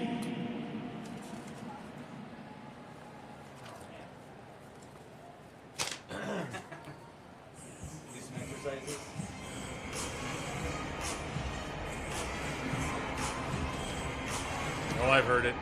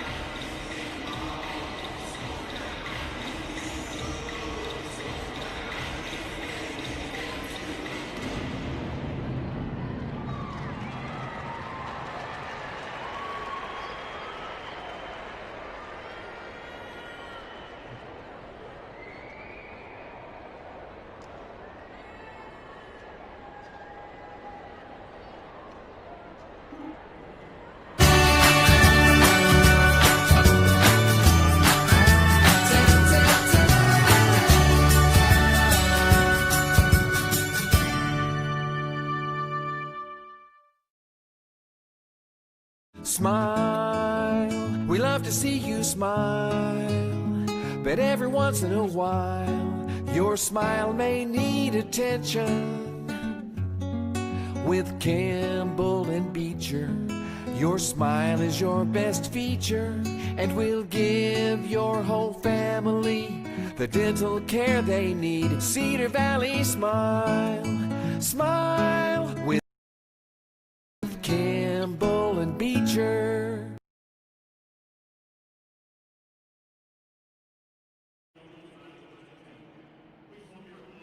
Names are read. Jody Bonwell, retired as a 6th grade teacher at Lincoln Elementary with 35 total years of service.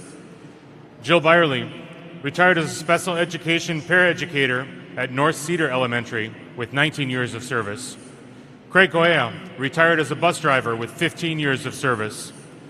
John Cook, retired as the district's delivery driver with 31.5 years of service. Pamela Eckhoff, retired as lead custodian for elementary buildings and at Cedar Heights with 18 years of service. Shannon Farrell, retired as a special education paraeducator at Orchard Hill Elementary with 22 years of service. Michael Glens, retired as a bus driver with 11 years of service. Dale Hayes, retired from Cedar Falls High School as a Learning Lab and Apex Online Credit. She is retiring with 21.5 years of service. Lori Hoffman, retired as bookkeeper at Pete Junior High. She is retiring with 34 years of service. Kathy Howland, retired as English as a second language teacher. She worked at Southdale, North Cedar, and Aldrich Elementary Schools. Kathy worked for 32 years in the district. Carla Jonti, retired as a special education paraeducator at Cedar Falls High School with 24 years of service. Susan Kosmicki, retired from food service at Orchard Hill Elementary with 17 years of service. Liz Kressig, retired as a special education paraeducator at Pete Junior High with 23 years of service. Carl Cruz, retired as a custodian at Cedar Falls High School with 14 years of service. Suzanne Link, retired as a special education paraeducator at Cedar Heights Elementary with 21 years of service. Donna Mallon, retired as an English teacher with Pete Junior High. Donna worked for 47 years in the district. Karen Miller, retired as library secretary from Cedar Falls High School with 17 years of service. Mark Monter, retired as head custodian at Hanson Elementary with 42 years of service. Brenda Patterson, retired as family and consumer sciences teacher from Pete Junior High with 24 years of service. Barb Rogers, retired as a special education teacher from Hanson Elementary with 33 years of service. Bonnie Rubel, retired as a first grade teacher at Cedar Heights Elementary with 40 years of service. Tyrone Sash, retired as a bus driver with 19 years of service. Gene Schmidt, retired as a fourth grade teacher at Lincoln Elementary with 36 years of service. Rich Strike, retired as a math teacher at Cedar Falls High School with 37 total years of service. Wanda Timpson, retired from food service after 23 years of service. Marjorie Westman, retired from food service after 30 years of service. Bonnie Wessels, retired as a business teacher at Pete Junior High with 22 years of service. Chris Witcher, retired as a PE teacher at Orchard Hill and Hanson Elementary Schools with 34 total years of service. Thank you to these outstanding teachers and staff. We appreciate each and every one of you. You had an impact on the lives of countless students, families, staff, and our community. Thank you for your many years of service, and we wish you all the best in the future. How about a round of applause for our retirees?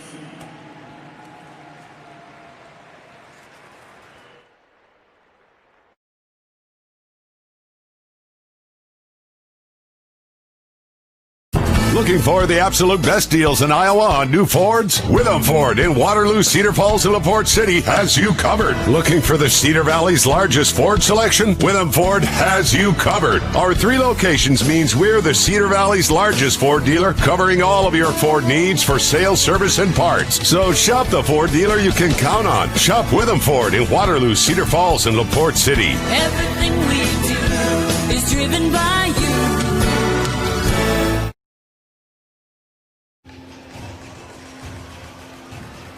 Falls leading Linn-Mar 21-7 here on Cedar Falls Community Television.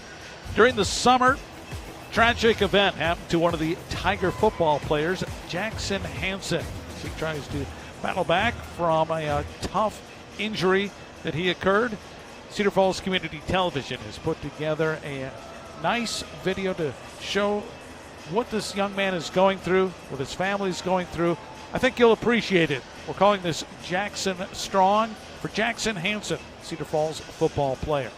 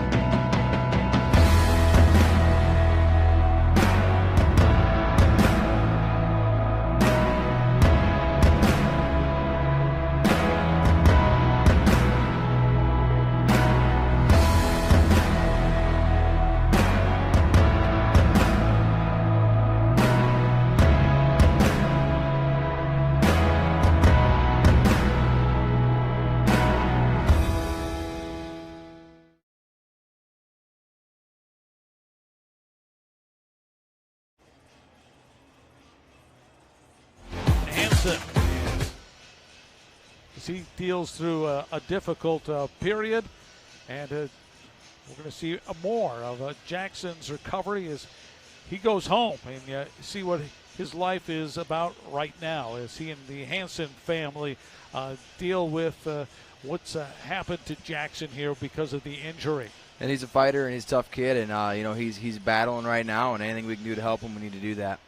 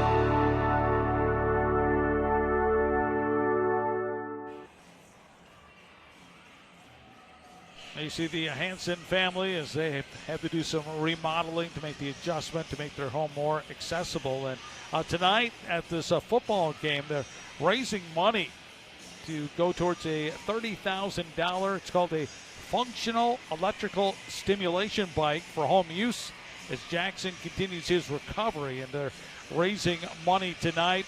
They're collecting donations at some of the exits here.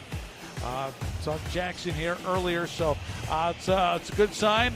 There he is, man of the hour here as Jackson Strong. And definitely good to see him back on the sidelines there. Like the smile on his face. And so Jackson Strong Project, you'd like to help, you can find them on Facebook or just contact the school if you have questions about how you can contribute to the Hansen family. And Jackson's always a great teammate, and you know, he's part of everyone's team right now, and if we can help out, we need to do so. 21-7, Cedar Falls with the lead at halftime. We'll be back with more. This is Tiger Football on Cedar Falls Community Television.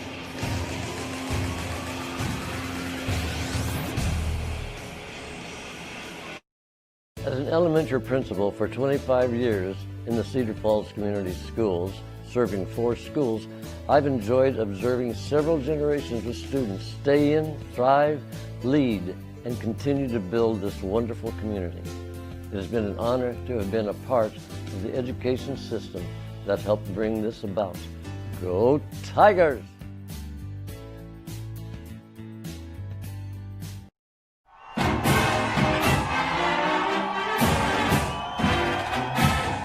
Thanks for watching the Tigers on Cedar Falls Utilities, Channel 15. The middle, Ostrich is free.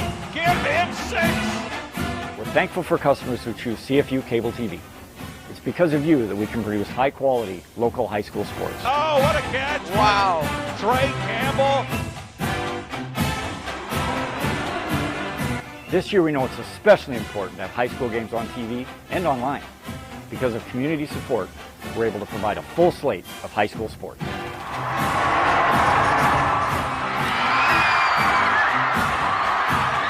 Daniel Hutchins in the open. Gets past the defense and he takes it all the way. So thanks for being a CFU TV customer, and go Tigers!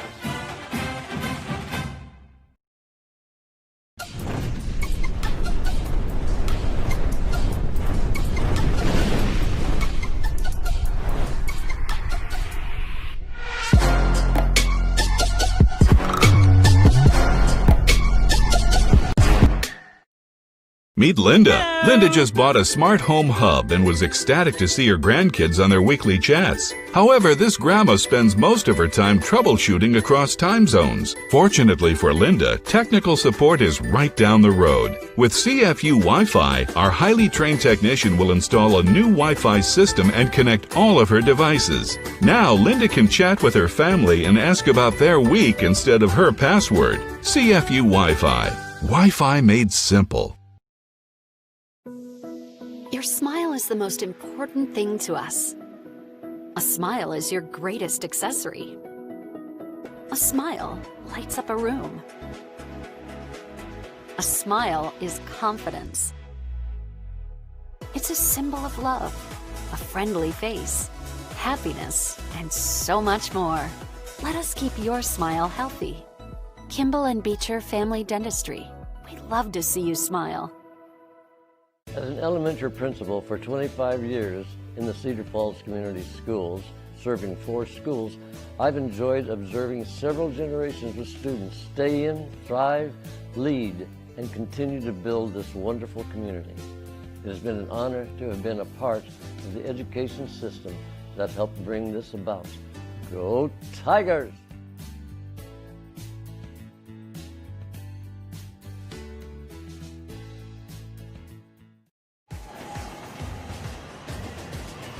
Time as the Cedar Falls Tigers back on the field here at the UNI-Dome. Mark Simpson along with John Yoakum. John, the longtime Pete Junior High coach. And the Cedar Falls Tigers trying to close out the regular season with a victory here against Linn-Mar. As we look at some of the first half highlights, the Tiger defense, they were hitting. There's Riley Barnett.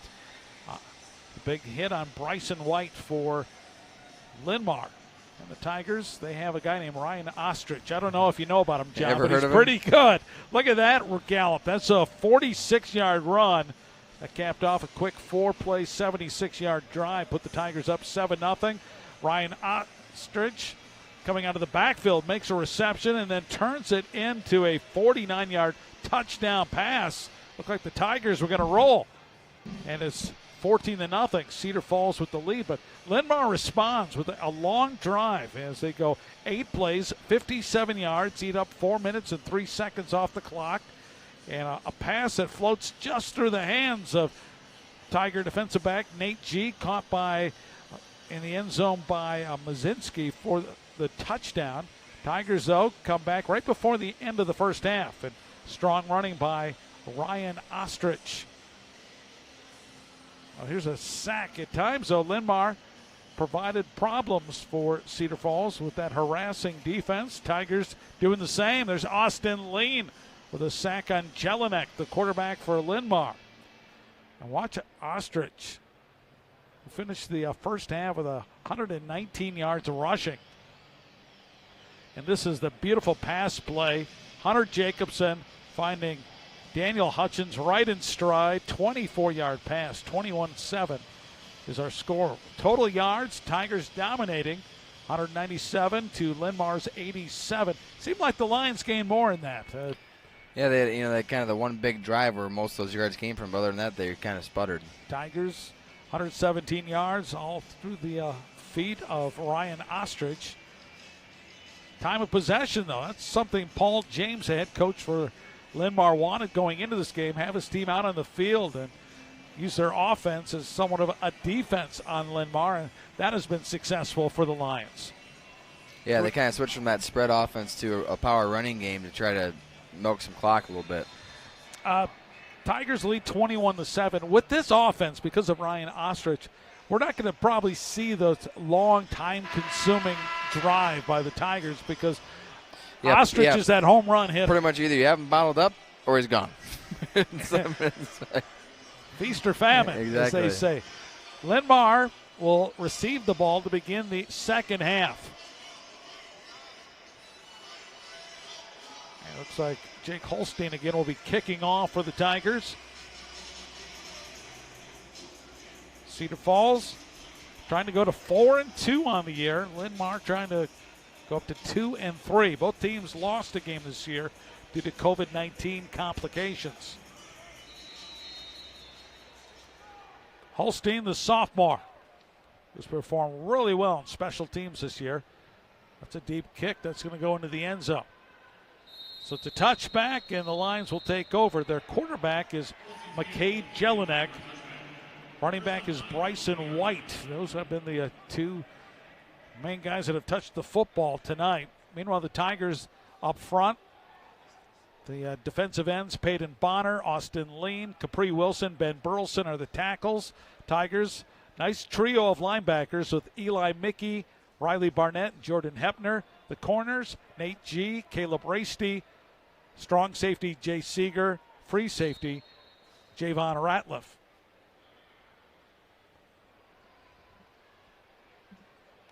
So here comes McCade Jelinek. That's a name. If he introduces himself, you're going to remember. Exactly. How many McCades do you know?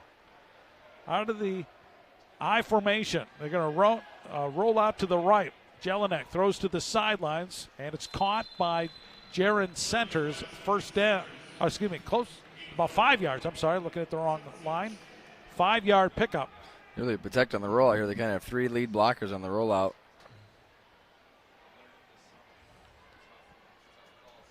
Second down, and let's call it 6 coming up for the Lions. Paul James in his 4th year as the head coach at Linn-Mar. 15 years as the head coach at Cedar Rapids, Washington, where he spent 40 years as a coach, teacher, athletic director.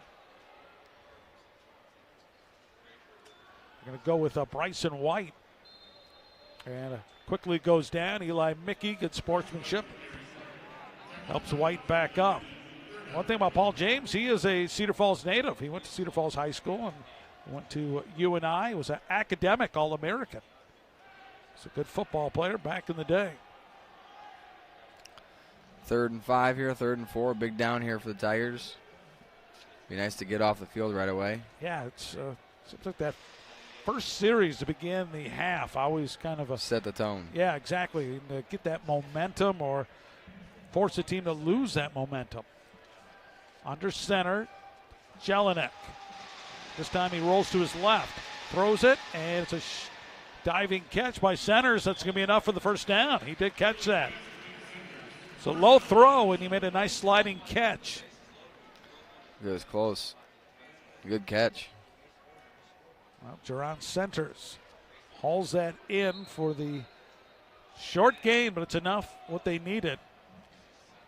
Centers.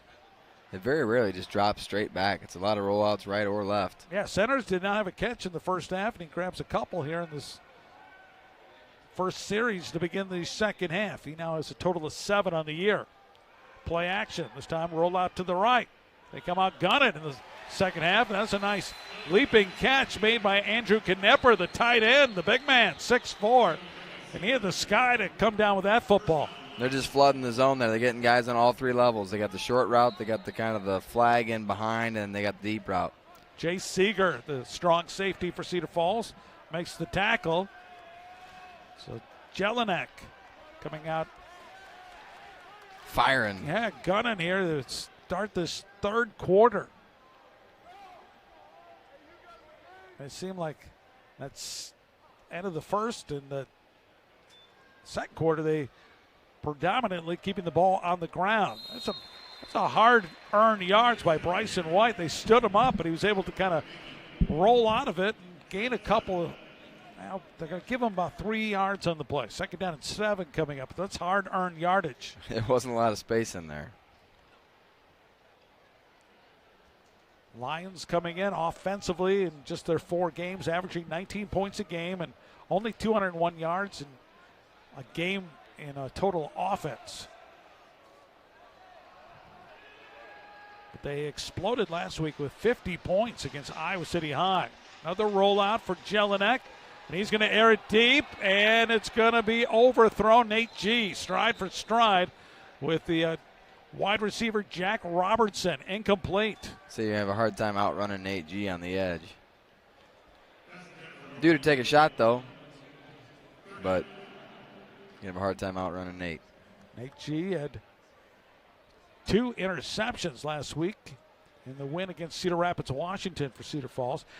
I think Nate might have just said that. I think you're not quite as fast as I am. They got their elbows a little bit. Yeah, got a little chippy. Hitting each other down the field there at the end. And that's what I think Robertson was talking to the official about after the pass was incomplete. So Robertson and centers split wide to the left. It's a 3rd down and long, 3rd and 7.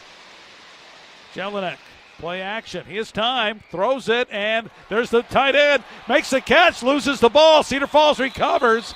And this could be our first turnover of the ball game. And it looks like Cedar Falls has recovered. And Javon Ratliff coming up with the fumble. Knipper made the catch and then had the ball stripped out of his hands. It's kind of on a big hit here. He kind of turns to make a move. This jars the ball out. Rasty, I think, was on the play there for the fumble, forced fumble. Caleb Rasty forces it, and Ratliff. It's a good throw here. Comes up with the loose football. Would have been a 1st down. Rasty with the hit there, knocks it out. Yeah, initially, I was wondering if he had made the catch. Yes, but good call by the official. And here come the Tigers, trying to convert after recovering the fumble. Play action to Ostrich. They air it deep. Receivers there, and just off the outstretched hands of Trey Campbell, incomplete. It's a hard guy to overthrow. just outside the reach of his arms. Look how close this is. Jacobson lofts it. Oh, man, so close. One more step, maybe. That's 6. But instead, it's incomplete. 2nd down and 10. Tigers go deep on 1st down. But come up empty. Well, Hunter's had a nice pocket. He's thrown a really good ball. He's just been under pressure quite a bit. Counter. And here comes Ostrich. Picks up 10 and more. Give him 6. I'm calling that one early. Ryan Ostrich takes it to the house. You'll notice he didn't put the ball up, and he's going to go give it to the referee right there. 57 yards for Ryan Ostrich. He goes, here, I took this to the end zone. You take it now. And just like that, the Tigers now have opened up this ball game. You know, they got really good blocks except for the one guy right in the hole who missed the tackle, and that was the only guy that had a shot at him. Another impressive performance by the senior Ryan Ostrich. His 3rd touchdown of the game, his 2nd rushing. He's on his way to becoming the Class 4A leader in rushing this season. He's either contained or is gone. One of the two. Look at that. Finds a seam. Yeah, from our angle up above, we're right at the 50-yard line and up high, and you could just we could see the counter developing, and what an angle. You know, once he got past that line of scrimmage, I love that. Just hands the ball to the official. Earlier in the game, Ryan lifted the ball up as he was going in for the end zone. On his 2nd touchdown, they flagged him. Here he just runs it over the referee. Says, here you go, sir. I don't want any problems. Yep. So He doesn't want any problems with the coaches. He doesn't want any problems with the referees. And that was a 57-yard run by Ostrich, who had 119 at halftime. He continues to create magic here at the UNI-Dome. I think Saturday morning he's going to be in first. And the bleacher creatures enjoying what they're seeing. Savor it. Guys like Ryan Ostrich are pretty special.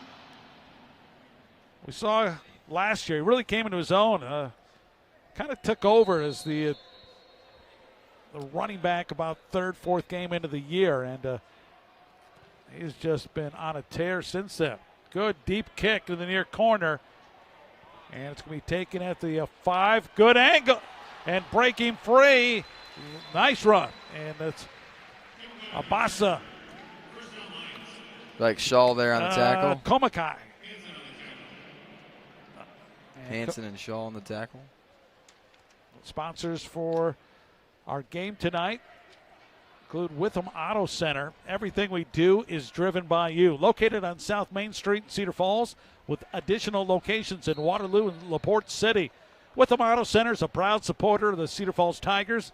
Find your next vehicle in person or online at withamauto.com.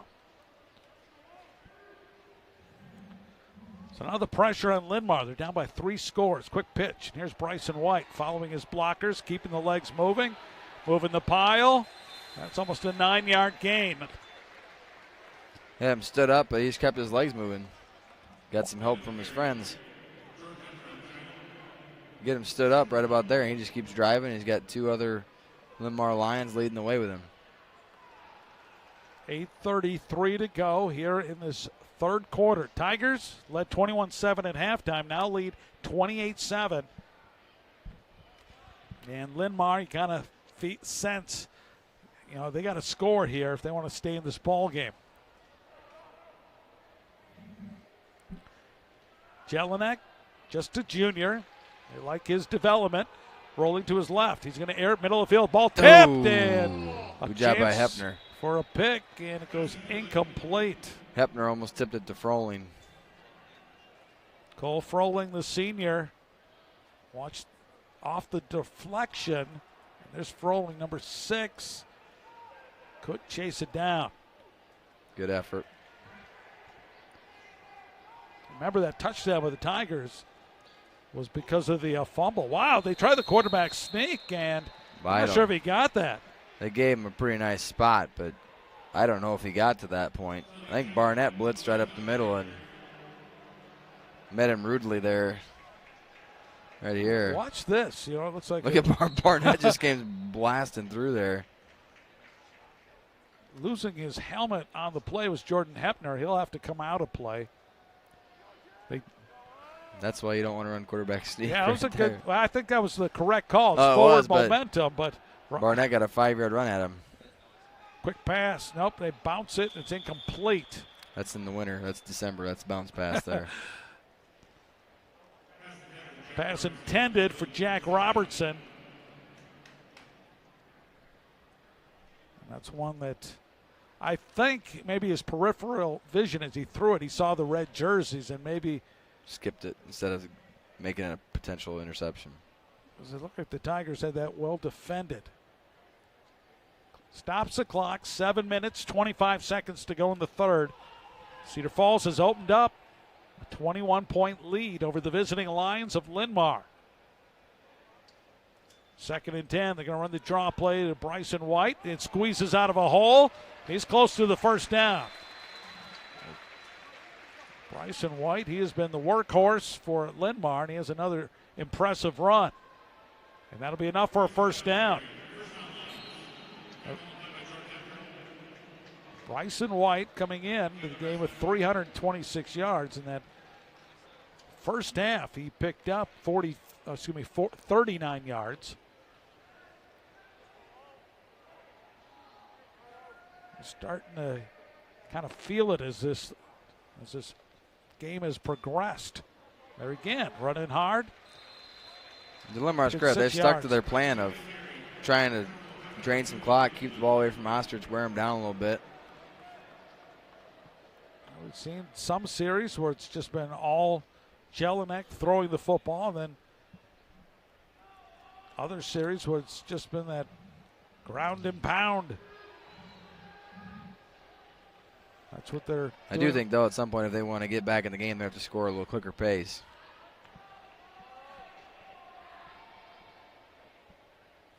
Six minutes, 18 seconds to go. Tigers blitz, and Bryson White off the left side of the line of scrimmage will bang his way for another first down as Jordan Hepner coming up with the tackle. Hepner has got to be close to double digits in tackles tonight. He has really been active. Yeah, it's 7.5 at halftime. I think he's pretty close to that pretty easily. Tigers had 3 sacks in that first half. Quick pass. This time it's centers. There we go. Good play by Cedar. He kind of bobbled that ball, and that allowed Jay Seeger to come in and grab the ankles and bring him down. Good play. Get him in the legs.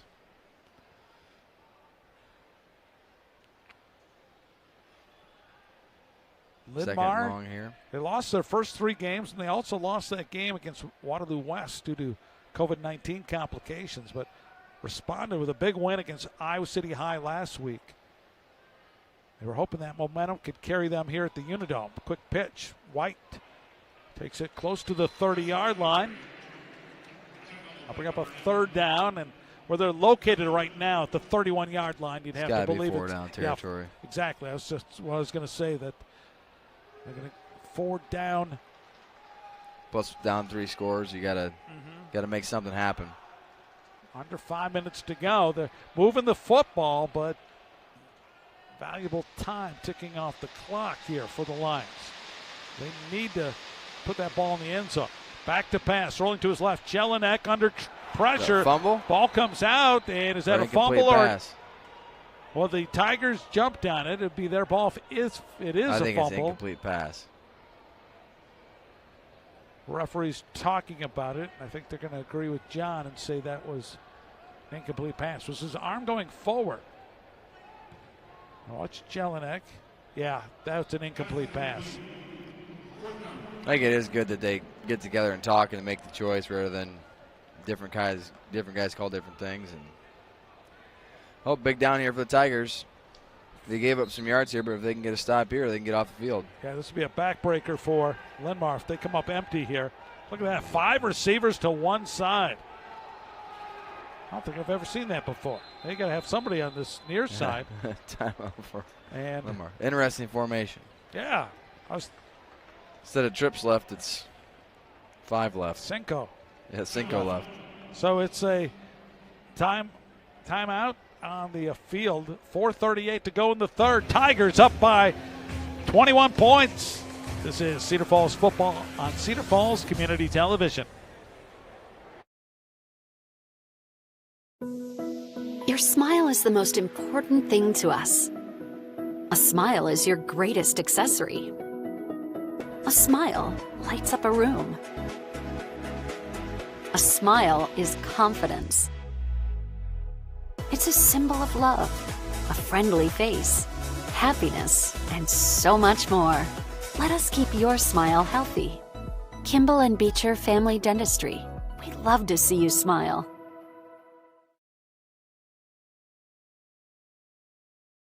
What's the easiest way to buy? The Witham Way. And that means offering you the convenience you need when shopping our 3 locations in Waterloo, Cedar Falls, and LaPorte City. These locations mean always having the inventory you want when you want it. That's the Witham Way. And check your mailbox for this month's specials or online at withamauto.com. Witham Auto Centers in Waterloo, Cedar Falls, and LaPorte City. Everything we do is driven by you.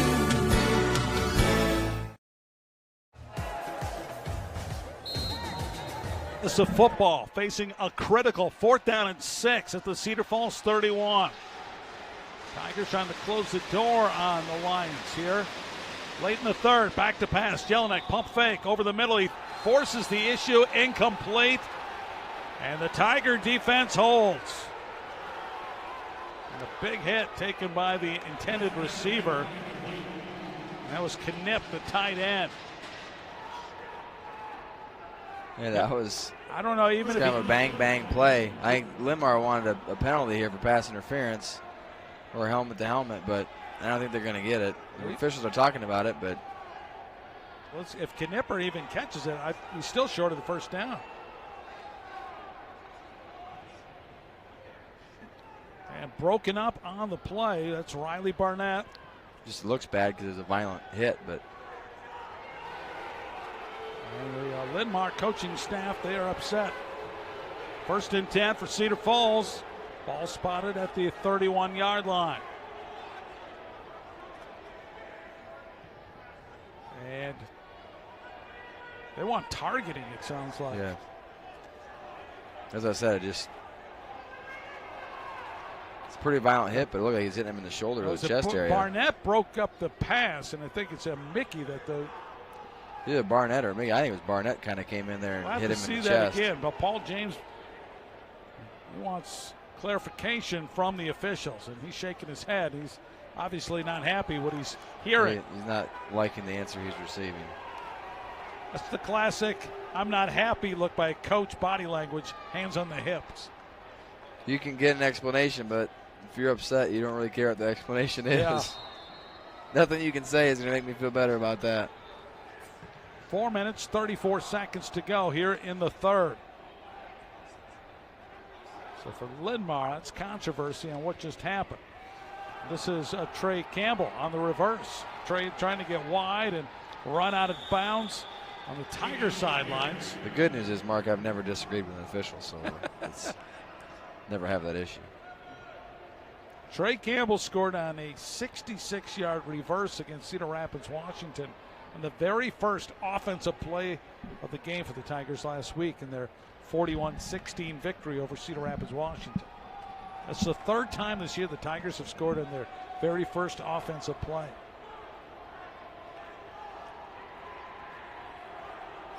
Out of the shotgun, Hunter Jacobson. Running the option, and here comes the man of the hour, Ostrich, turning on the Jets and slides as he tried to turn a sharp corner there. So it looks like he just kind of lost his footing. It's kind of like me when I turn the corner on the ice, legs go out. So Sage Holmes, the linebacker, forced him wide. He's slipped right there at the end. It's going to be a third down and about 2.5, maybe 3 yards coming up here. 4:20 shows on the clock. You can make a prediction on who gets the ball here, Mark? I'm going to go 32.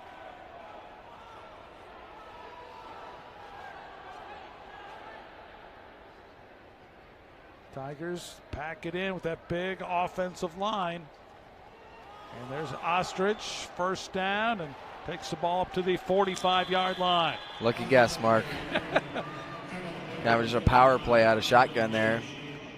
Well, nobody was more happy than Ryan Ostrich that every offensive lineman from last year was coming back.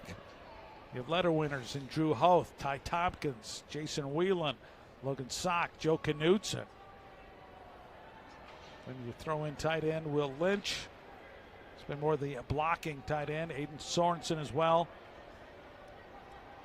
They'll move some people for you. And Ostrich, over 1,000 yards rushing. Just the 6th game of the year. Yeah. Well defended, though, by Linn-Mar on that play. There's Michael Mulheron. He's just a sophomore. We've said his name several times. There's 2 pancake blocks in the middle there, but kind of missed one right at the point of the counter here. But we pancaked 2 guys right in the middle. And this is the first time Cedar Falls and Linn-Mar meeting in football since 2015. Last time they played here, it was Linn-Mar winning 34-31. Lions have won the last 2 games in the series. And doesn't happen very often. No. Tigers lead the all-time series 9 wins to 6 losses.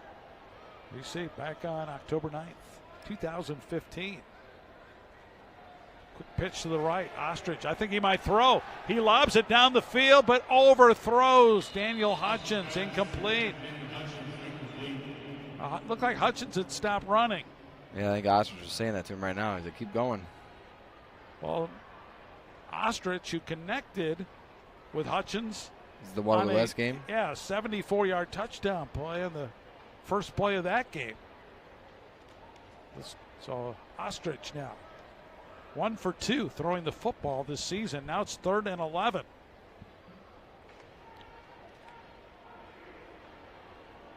Caden Jansen, he hauled in a touchdown pass last week against Cedar Rapids, Washington. Split wide to the right, to the left. Trey Campbell, and the Tigers look. Play clock got too low. Okay. Hunter realized they called timeout. And so Cedar Falls uses their first time out here in the second half.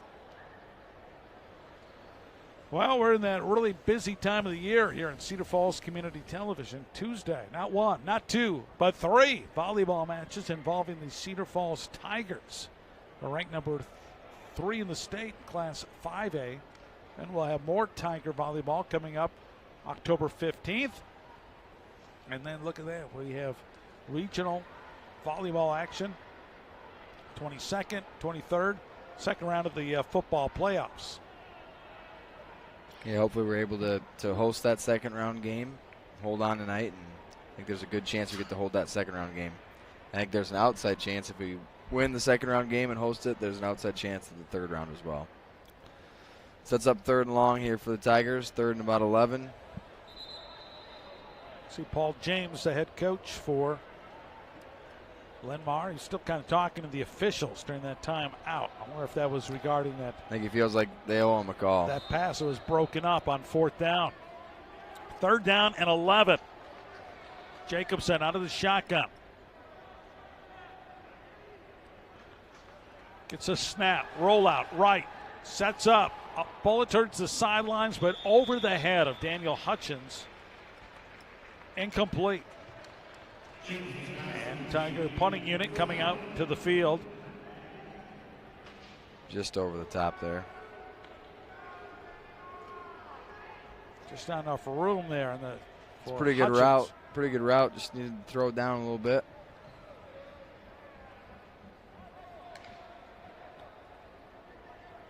Fourth down and 11. Stratton Ferson punting now. Good snap, no pressure. Ferson, wow, look at this tremendous kick. Hangs in the air, taken on a fair catch at the 8-yard line. About perfect. Jaron Centers. Well, hey, congratulations. Hey, there we go. It's Pete Tigers. John Yoakum, the head coach, and that Pete team. Tell us what happened here, John. You got a big win. We got to play last night. We got to play Holmes, and we won 38-0. It's a decade without a loss in the Metro. So pretty exciting stuff. A lot of great kids. You know, over the 10 years, had a lot of great players, great kids, great families, and so just blessed to be able to work with those guys and excited to see where we can go from there. How have you handled practices because of COVID-19? You weren't able to play as many games as we kind of started without pads and a lot more smaller pods and those kind of things. But then once we went to pads, it was more of an A group and a B group or 2 groups and kind of keeping kids isolated that way. But then once we got close to the season, we had a couple scrimmages and suited up. And culminates with the big victory. There's a late flag coming in, but a good call. It'll be a face mask. Linn-Mar fans got a salty right now. The officials. They want some penalty flags. You better call something against them. So that'll tack on to the good run there by Bryson White. He's had a good third quarter running the football. But Linn-Mar, they had a long drive, but they came up empty, and they need to score. Cedar Falls has built a 28-7 lead over the visiting Lions, coached by Paul James.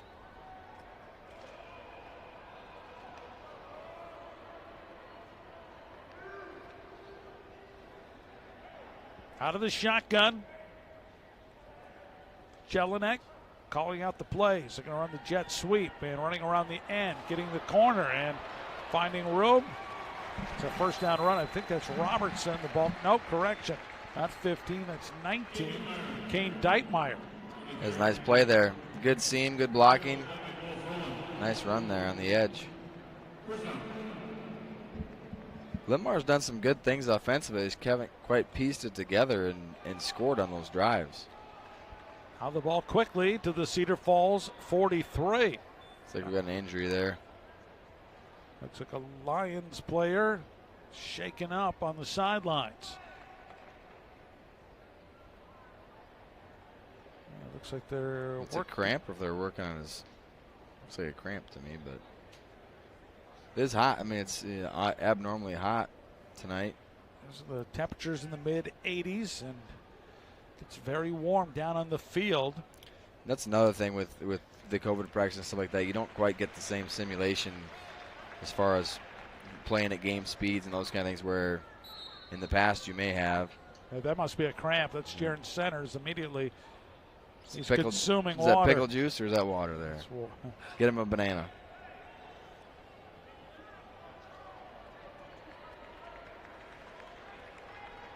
Well, the clock rolling, 2 minutes and 3 seconds. Only one touchdown has been scored in the second half, and that was Cedar Falls' Ryan Ostrich scoring on a 57-yard run, his third touchdown of the ball game. And now a timeout taken by Linn-Mar. The play clock was about to end. Instead of taking the penalty, they take the timeout. I do think Linn-Mar has to go more spread and try to pick up the pace here because you have to score multiple times here. Well, the playoffs coming up, and 36 teams in Class 4A. So 20, and there'll be, if I get this right, 8 teams will play games. I think there's another round that gets another round of buys. I'm not quite sure. Yeah, and so the Tigers trying to get that bye. Good position right now. They got 3 wins on the year. I always kind of like watching you figure out the RPI, Mark. Yeah, that was always kind of fun for me. You got your calculator out here. Abacus and trying to carry the one, and there you go. That stuff was like calculus to me. So we got the email from Denny about what the playoffs look like, and I sent him one back. I said, I hope there's no test on this because I'm in trouble. Hopefully it's pass-fail, and it's open book. 4A might be the most difficult because of the small amount of schools as there are that are competing, especially with the Des Moines schools not participating. First and 10. In motion is Clayton Reed, and they'll run with Bryson White. Stiff arms, stays on his feet, and that's another strong run here in the second half. Boy, White is really finding his groove right now. They just had a successful jet sweep, so they faked the jet sweep, pull lineman. It's good play design there. Missed tackle by Caleb Rasty. Hepner got another one, though. Adding to the total. Bryson White saying, feed me, coach. I can feel it. Ball at the 24-yard line. Minute 29 to go. Well, if Linn-Mar can get in the end zone, there's going to be life for this Lions heading into this fourth quarter. And who else? Bryson White carrying tackles. And right now, Cedar Falls defense looks tired. And if I was Linn-Mar, I'd try to go a little faster pace here. And the Tigers hurt the end of that play. It's like Rasty, I think. Rasty took a big hit right at the end. He got his bell rung. And now there's got to be, watch the end of the play, 19, pow. Ooh, that's helmet to helmet. You can't do that. It was Mazinski with the hit. hit. You can't do that. I mean, you can't review that or whatever, but that was on Saturday. That guy would not play the rest of the game. Mazinski being looked at. Trainer Pete Waters. Now the concern is you got the playoffs coming up here, and anytime I'm talking out loud with concussion, you got to make sure about that. Yep. Yeah, I mean, I like the procedures that are in place. It's all about the player safety, which is the focus that needs to be. And so at the end of the play, Mazinski comes. It looked like in Mazinski's defense, Rasty kind of lost He's trying to come to block him, but helmet, shoulder pad, that region, but hit him right up top. But look at his head kind of snapped back too and hit the turf. And Rasty's feet kind of slipped underneath him, and just as Mazinski hit him, kind of whipped his head back. I always wonder what the discussion is. You know, how you feeling? What day is it? You know, who are you? What's your name? Yeah. What's the dinner plans after the game here? Kind of. Well, Caleb Racy, that's positive, walking off on his own power, but I don't know if we're going to see him. Yeah, I don't think we'll see him the rest of this game. Because when those things happen, and you got to be 100% clear that he's okay to return to the game. Which is why Pete does a great job with our players. But so we go back to play. 1 minute and 9 seconds to go in the third quarter, and Linn-Mar starting to gouge the Tigers on the ground. Now they spread the field. White stays in as the running back to the right of the quarterback. They'll go to White, trying to get off the left side of the line of scrimmage. This time the Tigers corral him for a short gain. Burleson. Ben Burleson, junior, coming up with the bear hug tackle. Barnett getting in there in the cleanup. Big third down here. Probably the last play of the third quarter. Down to 32 seconds, shows on the clock. Again, they'll spread the field. 2 receivers either side of the field. Now they're going to run the jet sweep, and a hit in the backfield and a loss. Guess who? Jordan Hefner. Jordan Hefner continues to be all over the field. Hefner wants to come out of the ball game after that big hit. So he gave a good shot, but he took one too. His helmet's kind of knocked loose. Clayton Muzinski, the ball carrier that time. And we go into the fourth quarter. Big fourth down coming up for both teams. It's 28-7. Cedar Falls with the lead here at the UNI-Dome. We'll return with more Tiger football right after this on Cedar Falls Community Television. I enjoyed my job as principal at Cedar Falls High School, and I enjoyed working with parents, students, and staff. The thing I enjoyed most about was watching the students grow and develop, and I always enjoyed simply talking to them to tell them to go Tigers. I have happy memories at Cedar Falls High School. I met my wife there. We started dating as a sophomore, and we have spent all of our life together. So I'm happy with the Tigers. Go Tigers!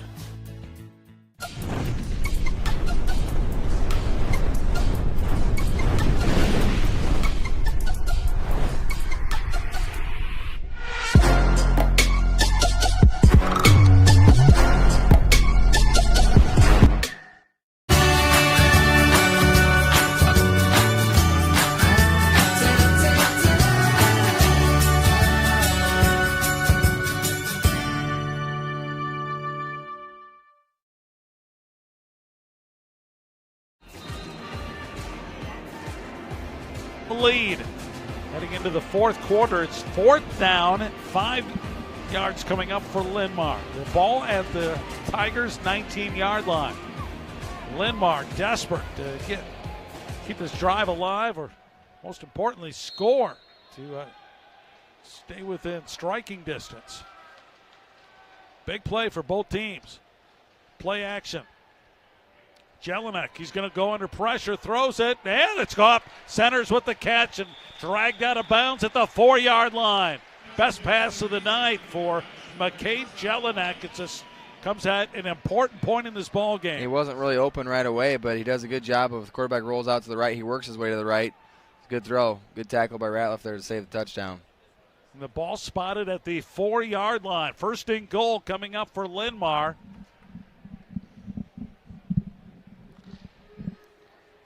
They're going to say the ball's at the 3-yard line.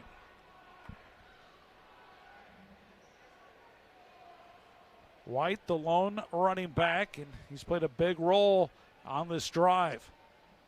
He'll get the football and disappears after a gain of 1. Second and goal coming up for Linn-Mar. Unpile the bodies, and Tigers did a nice job plugging the middle. You take a lot of punishment on those runs. You want to score a touchdown, but take a pretty good beating on those runs. We haven't seen too much of Jelinek with his feet in this ball game. Now they throw it, and it's caught, and dashing his way in for the touchdown is Linn-Mar's Clayton Reed. Too bad we had a guy there. Just kind of slipped the tackle and went into the end zone. Good play there. So it's a 2-yard pass play. And Jelinek, second touchdown throw of the game. Clayton Reed. Linn-Mar has some life, but they got to find a way to stop Ostrich. So now the try for the extra point.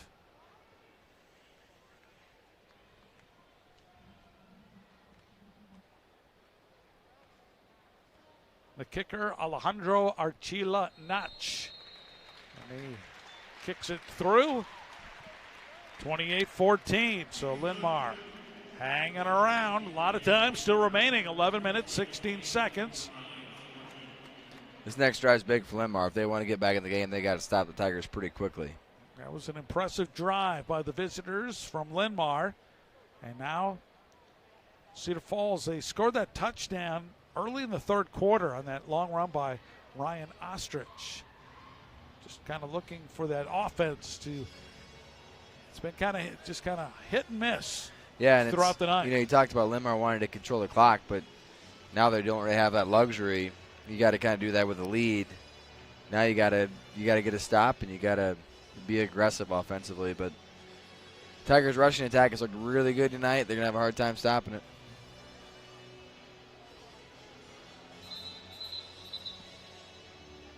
Now I'm expecting them to kick it deep, but would you? I don't think you onside it at this point. I don't think so either, but is that in the back of your mind maybe? Yeah, I mean, for sure. Especially depending on how they line up. It looks like the right side of Linn-Mar's line's got 5-on-2 over there if they wanted to. He's not at a great angle to do it right now, though. So Notch's kick, end over end, and can be taken at the 2-yard line. And Nate G stood up right at the 18-yard line. And now the Tiger offense. There's no room to run there. Yep, trying to get something going here as Linn-Mar making things interesting after that touchdown to cut the lead in half, 28-14. Big opportunity here for the offensive line here to kind of put their will in the game here and create some holes and let Ostrich get free.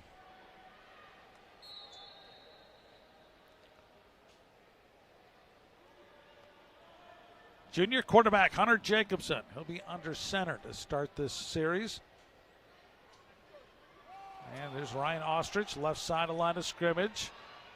Battling his way, spins his way across 25 up to the 26-yard line. Just a violent runner. Always falls forward. That's the best part about Ryan Ostrich.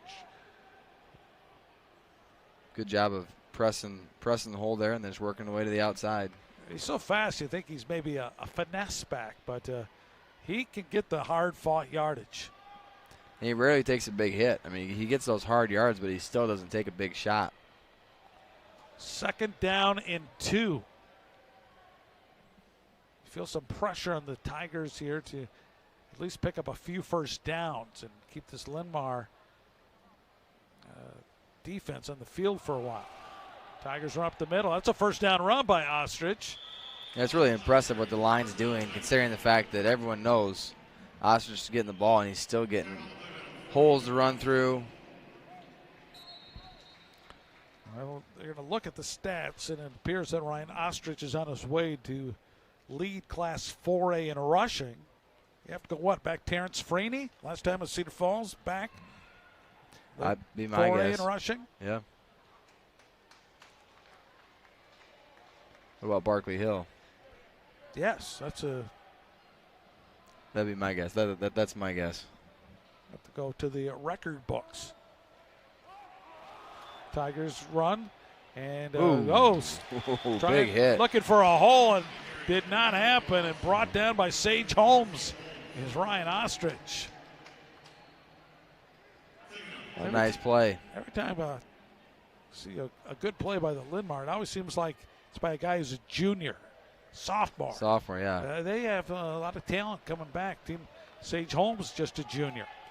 That was an aggressive. I think that's how you have to try to tackle Ryan. You got to be aggressive. If you're tentative, he's going to make you miss. Now shotgun for Jacobson. Jacobson, plenty of time in the pocket. Now he's chased out. Now he's going to run. And whoa. Puts his head down, only gets a yard.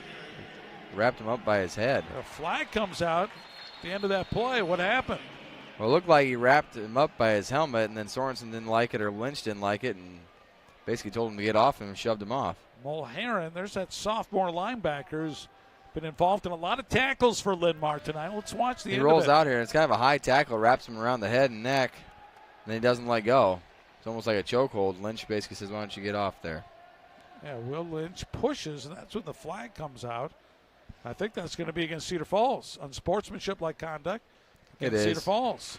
It is, but, you know, you got to protect your quarterback, and you got to protect your teammate, and it is a big penalty, and it obviously doesn't help the drive, but it's tough to fault Lynch for trying to help his quarterback here. Okay, watch Mulheron. I mean, it looks like he's twisting his head and neck there. Unless he just Lynch doesn't get off. Couldn't get his arm off because the helmet was on it. I don't think that was intentional by Mulheron. No, it looked worse than it was. I think he just got his arm caught underneath the helmet of Jacobson. He tried to run the draw play and surprises nobody. And this is what Linn-Mar needed, but they still got to be able to drive the ball a little bit faster. Yeah, that was third down, so now the Tigers will have to punt deep in their own side of the field here. So Linn-Mar gets their defense, does their job. A lot of time still remaining in this game, 8:29. If you're a Tiger fan, you're getting a little bit nervous. Unless Linn-Mar moves the ball quickly, I'm not quite as nervous. Ferguson with the kick. Line drive, and staying away from it is Linn-Mar. That was a mistake. They need to kind of pick that up there. The Tigers will down it near the 30-yard line of the Lions. Great kick. Well, defense got to go to work now.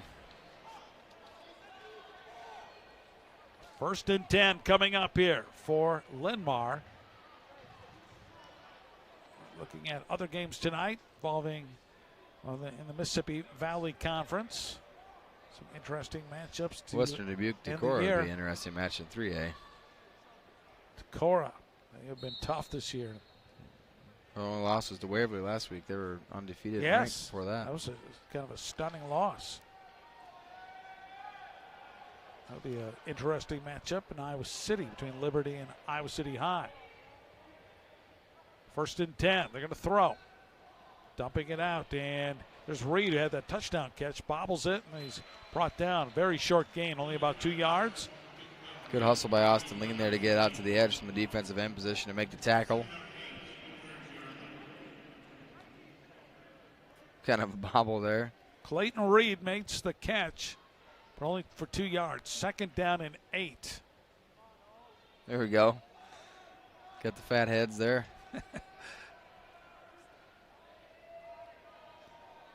Austin Lee cheering section. You're down by 2 scores. I would just like to see a little bit more urgency by Linn-Mar. That's why I'm not as nervous. Rolling out, pass, again it's complete as Jelinek finding Jerron Centers, who runs out of bounds to stop the clock. That would have been a stop the clock, as it's a 1st down catch as well. This is where they're trying to pick up the pace here. Now the ball at the 42-yard line. 7 minutes, 18 seconds to go. And right now the Tiger defense kind of on their heels. As Linn-Mar, they've been on the field a long time, and I think it's starting to show as this Tiger team beginning to get tired. Draw play, Bryson White. White, running room, 50, 45. Refusing to go down, takes it in the Tiger territory at the 39. Bryson White, 39 yards at halftime, and it's well over 100 yards now. Penalty flag there. Looks like it might have been holding there right in the middle of the field. I did not see that. So this is a critical penalty against Linn-Mar that wipes out a strong run by White. So Bryson White had taken the ball all the way to the 40-yard line. Now they'll spot it at the Linn-Mar 40. I didn't see it, but it was kind of in the middle of the play, middle of the field there. That misdirection play has hurt Cedar Falls, hasn't it? And like you said, they're starting to wear him down a little bit, and they're running the ball hard. Bryson White looks good. Just under 7 minutes to go in the ball game. Tigers hanging on here, 28-14. Play action. Jelinek deep over the middle and incomplete. Trying to find Jack Robertson. Tigers have that well defended. As well covered there by Javon Ratliff and Cole Froling. Kind of a deep post. Froling and Ratliff right there. I think the receiver heard footsteps there and kind of backed off that route. Second down, 12 yards coming up here for Linn-Mar. Seems like Jelinek has been more comfortable on the rollouts. In the pocket, he throws it out in the flat. Caught by Muzinski, and he's a tough player. Yeah. Bangs off a couple Tigers before he's pushed out of bounds at the 48-yard line. Hepner makes the play to get him out of bounds here, but makes one miss, and then good shot there by Hepner. Third down, 4 yards to go. The 48-yard line of Linn-Mar. Tiger defense looking to make a stand here. Draw play, and White is caught. Nicely read by who else? Jordan Hepner. Wow, Hepner put together a tremendous ball game. The junior, 6 feet, 175 pounds. It seems like there's three of them out there. It was a great tackle. Form tackle, hit him low, drive through. He read it really well. Well, the Tiger season opener against Dubuque senior Eli Mickey had 15 tackles. And he's past that. Yeah, I would assume that Hepner has 15 or more, the way he's been all over the field. A timeout as the ball snapped back to the quarterback, McKay Jelinek. Now, is this an official's timeout or taken by one of the teams? That or a penalty, but they stopped play here. I thought somebody called timeout. And what's the call, Mr. Official? I think it was just kidding, play on. I don't know if they're resetting the play clock or what the deal was there. Well, this is a huge play. Fourth down, 5 yards coming up here for Linn-Mar. Make sure they get this right. 6 minutes left in the game. Jelinek, straight drop back. Rolls right. Lofts it and tried to a touch pass that went well out of play and incomplete. The Tigers take over near midfield. And so Cedar Falls takes over on downs with 5:50 to go in the game. And he was looking for centers, but he was well covered. Good coverage by Seeger. He had to throw it over the top. So I think now we have one of those COVID-19 timeouts on the field as they clean the footballs, sanitize the football. So let's take a break. 5:50 to go in the game. Cedar Falls up by a couple scores over Linn-Mar. We'll be back after this on Cedar Falls Community Television. Looking for the absolute best deals in Iowa on new Fords? Witham Ford in Waterloo, Cedar Falls, and LaPorte City has you covered. Looking for the Cedar Valley's largest Ford selection? Witham Ford has you covered. Our 3 locations means we're the Cedar Valley's largest Ford dealer, covering all of your Ford needs for sales, service, and parts. So shop the Ford dealer you can count on. Shop Witham Ford in Waterloo, Cedar Falls, and LaPorte City. Everything we do is driven by you.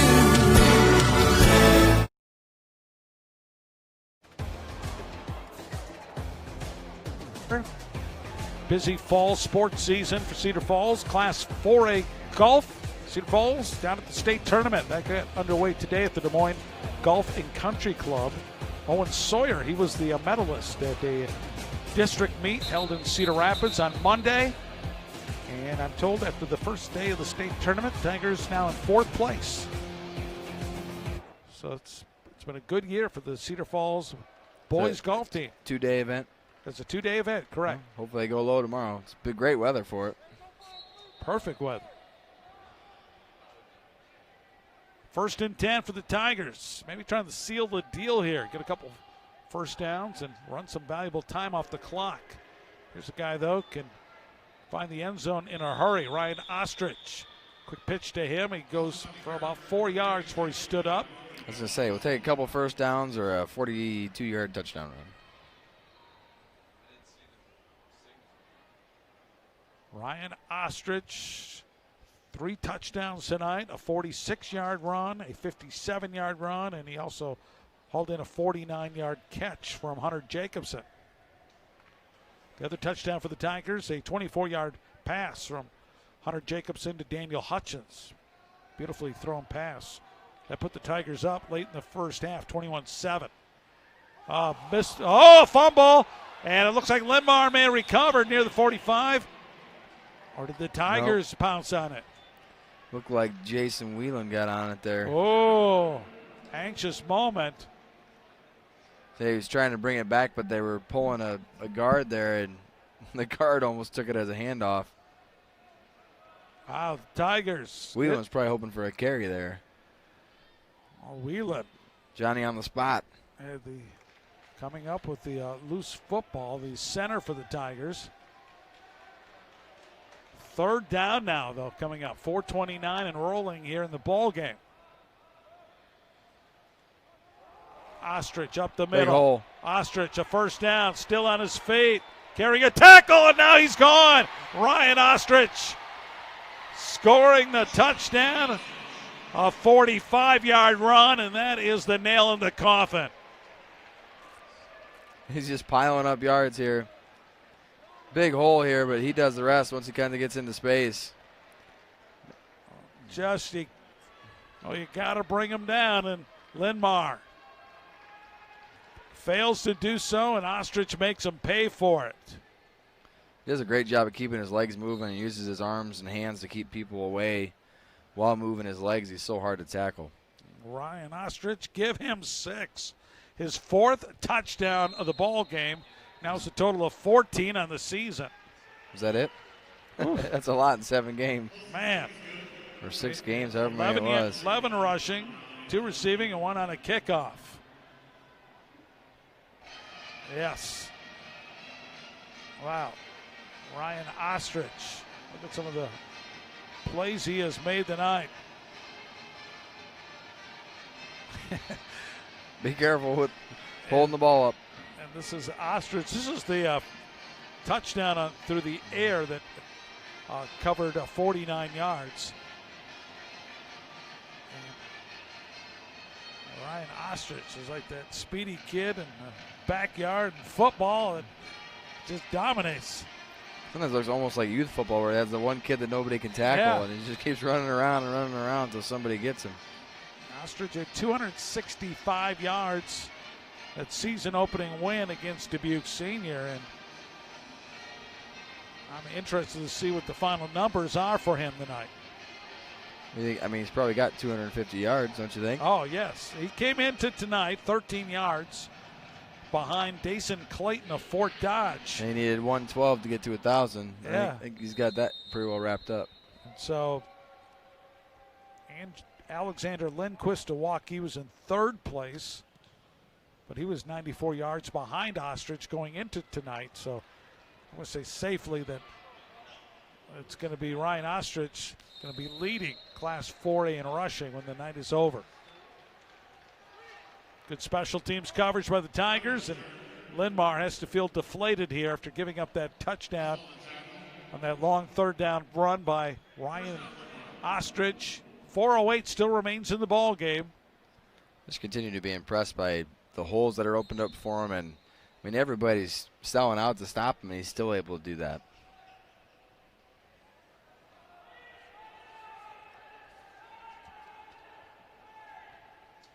Jelinek throws it out in the flat to Bryson White, makes the catch and takes a hard hit at the end of the play. And Barnett cleans him up pretty good there. Hepner is there initially. Barnett, 5'11", 189, tackling machine. Eli Mickey leads the Tigers in tackles tonight. Seems like they've been running away from Eli, and it's been Jordan Hepner who's been all over the field this evening. They're trying to figure out if it was a first down or second and short there. Give them a first down, and a little delay as they get the chain gang position.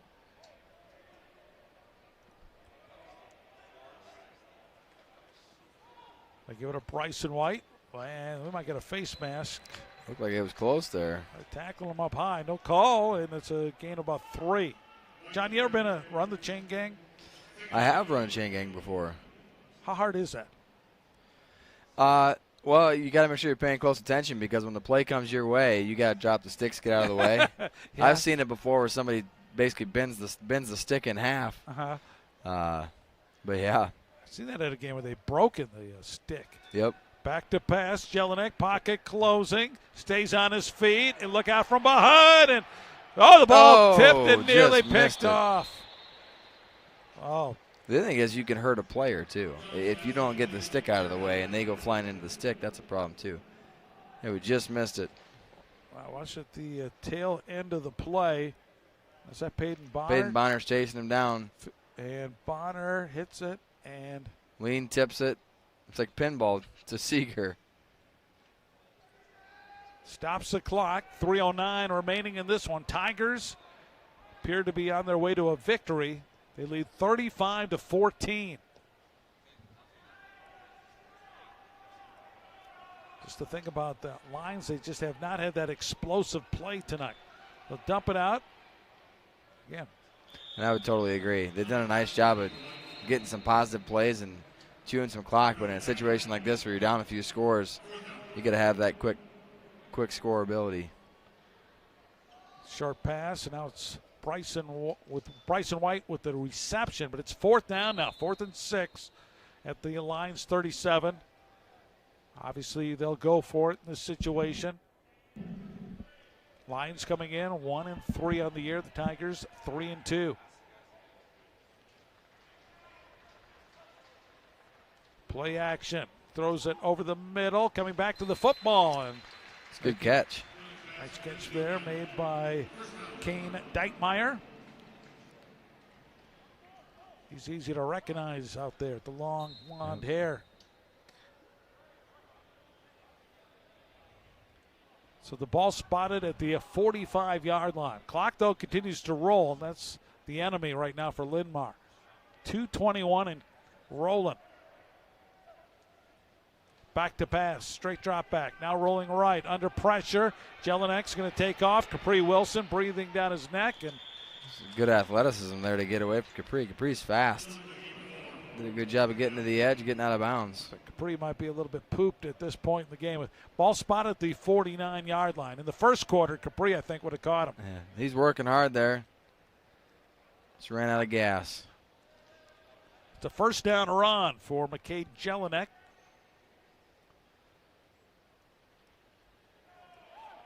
Lions trying to avoid playing a first-round game. Hoping with a victory tonight, they would assure themselves of a bye. And no way. Sacked by Austin Lane, his second of the night. It's just, he's got a motor too. He's relentless. He's double teamed here on the start, on the play side. Just keeps fighting, doesn't give up, makes the play. This will surely be a season. There we go. Super fans. This has to be a season high in sacks for Cedar Falls in this ball game. That is their 5th. He's tired. He's gasped. He's like, just got a couple more plays in there. And you just see it, Linn-Mar. You can see the finish line. Yep, they are taking a long time here between plays, down by 21. Jelinek looking to throw again. Lobs it down the field and off the hands of Eli Mickey. He had a chance for an interception. Just make it. Well, he's got one good hand, so it's harder to catch the ball that way. We almost got it. Eli Mickey's committed to the University of Minnesota at Duluth.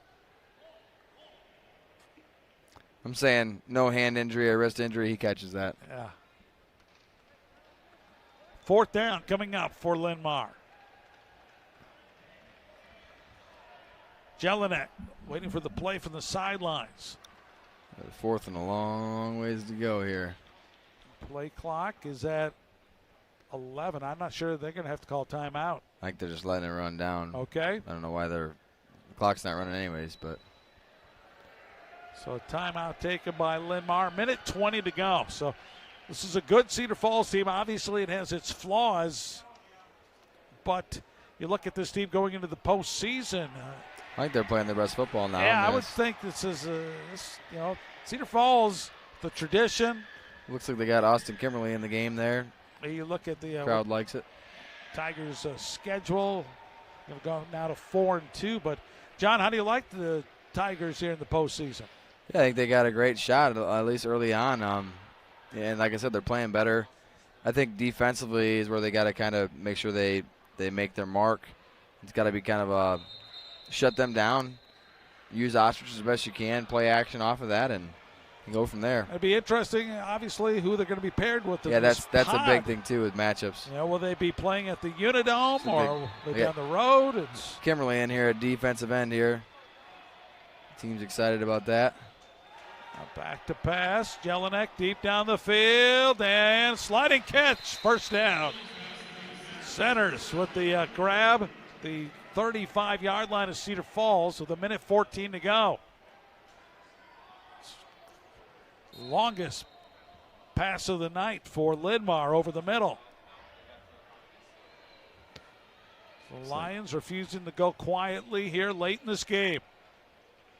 Jelinek dumps it out into the flat. Rice and White.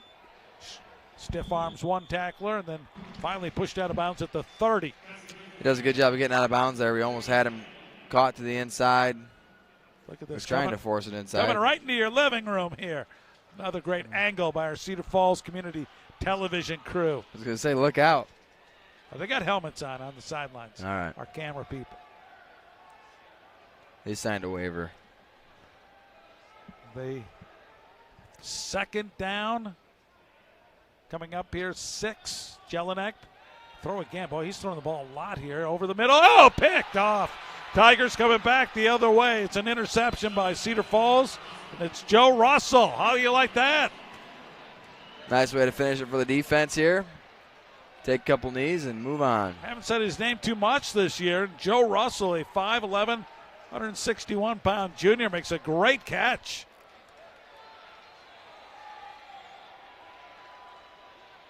And the Tigers will take over. 47 seconds to go. There you go, Joe.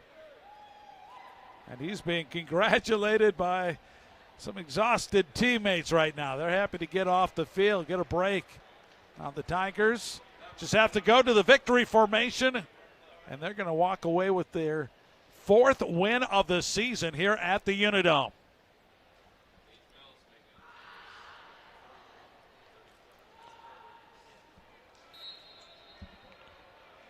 Looks like Carter Ernst in the backfield there. Gage Mills at receiver. And the Tigers will run it. And loss in the backfield, caught by Cedar Falls. That was Carter Ernst. Second down and 14. And one more play coming up for the Tigers, and this regular season will come to a close. A double reverse pass here, Mark. Flea Flicker. That's right. Hook and ladder.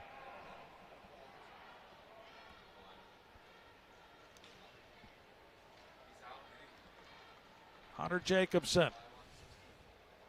takes his time as he gets to the line of scrimmage. And Carter Ernst. Nice spin move. Picks up a couple, is still on his feet. He's not going down. He slammed to the turf. And that will close out the game. And Cedar Falls, 35-14 is your final score. The Tigers come away with the victory. Another big performance from Ryan Ostrich. And Cedar Falls has what they wanted, momentum heading into the postseason. And the Tigers win a hard-fought game against a pretty game Linn-Mar team. Some of the defensive plays, Tigers stripping the ball loose, and that led to that touchdown by Ryan Ostrich here in the second half. That made it 28-7. at that point. But give credit to the Lions. They never quit. It was a great effort all night, but good win by the Tigers. That's Deitmeyer with that long run for Linn-Mar. And Bryson White really played very well in that second half. That led to the touchdown.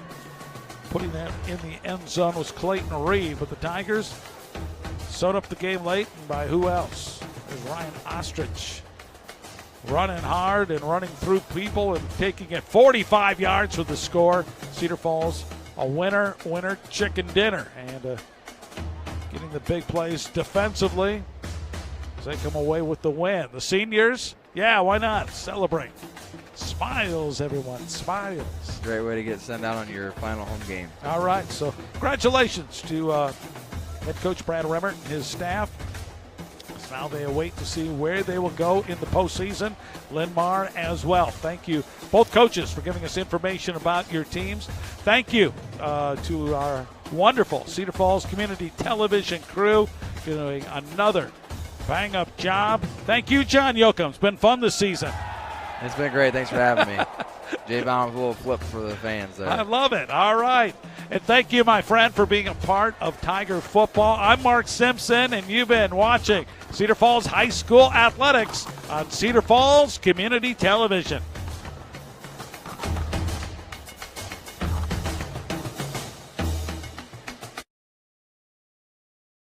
All names are read. Number 2, Eli Mickey, parents Jeff and Cindy. Number 3, Alex Schmidt, mom Stephanie. Number 6, Cole Froling, parents Steve and Jen. Number 7, Javon Ratliff, parents Tanya and Brian. Number 8, Stratton Ferson, parents Steve and Jennifer. Number 11, Daniel Hutchins, parents Chastity and Daniels. Number 12, Andrew Wickner, parents Aaron and Susie. Number 24, Nate G, parents Michael and Bernice. Number 25, Landon Shaw, parents Craig and Camera. Number 28, Jay Seeger, parents Kurt and Angie. Number 32, Ryan Ostrich, parents Shannon and Doug. Number 42, Austin Lean, parents Brandon and Kathy. Number 50, Capri Wilson, mom Akila. Number 52, Joe Knudsen, parents Aaron and Emily. Number 56, Peyton Bonner, parents Jason and Linda. Number 58, Austin Kimberly, parents Rick and Jennifer. Number 65, Connor Durhammer, parents Darren and Angie. Number 70, Austin Sternhagen, parents Stacy and Coletter. Number 71, Drew Hoth, parents Dell and Lynn. Number 73, Ty Tompkins, mom Trisha. Number 76, Jason Wieland, parents Pat and Heather. Number 77, Logan Sock, parents Gary and Stephanie. Number 82, Alex Sharp, parents Rick and Jennifer. Number 85, Isaac Kime, mom Shufi. Number 87, Sam Menon, parents Sid and Deb. Manager, Aaliyah Trenier, parents Darren and Melanie. Cheerleaders, Jill Kessner, parents Diane and Terry. Autumn Weber, parents Angela and Mark. Carly Patterson, parents Michelle and Gary. Kate Strike, parents Beth and Darren. Kaylin Walker, parents Brandy and Kevin. Madison Schock, parents Candace and Brian. Denari Turner, mom Clarianne. Dance team, Ellie Culberson, parents Brian and Joy. Alana Fischel, parents Jeff and Wanda. Sophie Peterson, parents Mike and Betsy. Corinne Gudgeon, parents Alan and Christy. Samaria Barnes, parents Steve and Sherry. Miriam Southall, parents Wayne and Andrea. Kylie Benorden, parents Scott and Tina. Kylie Helen, parents Kyle and Lisa. Liz Shudick, parents Mark and Amy. Let's give this great group of seniors and parents a round of applause.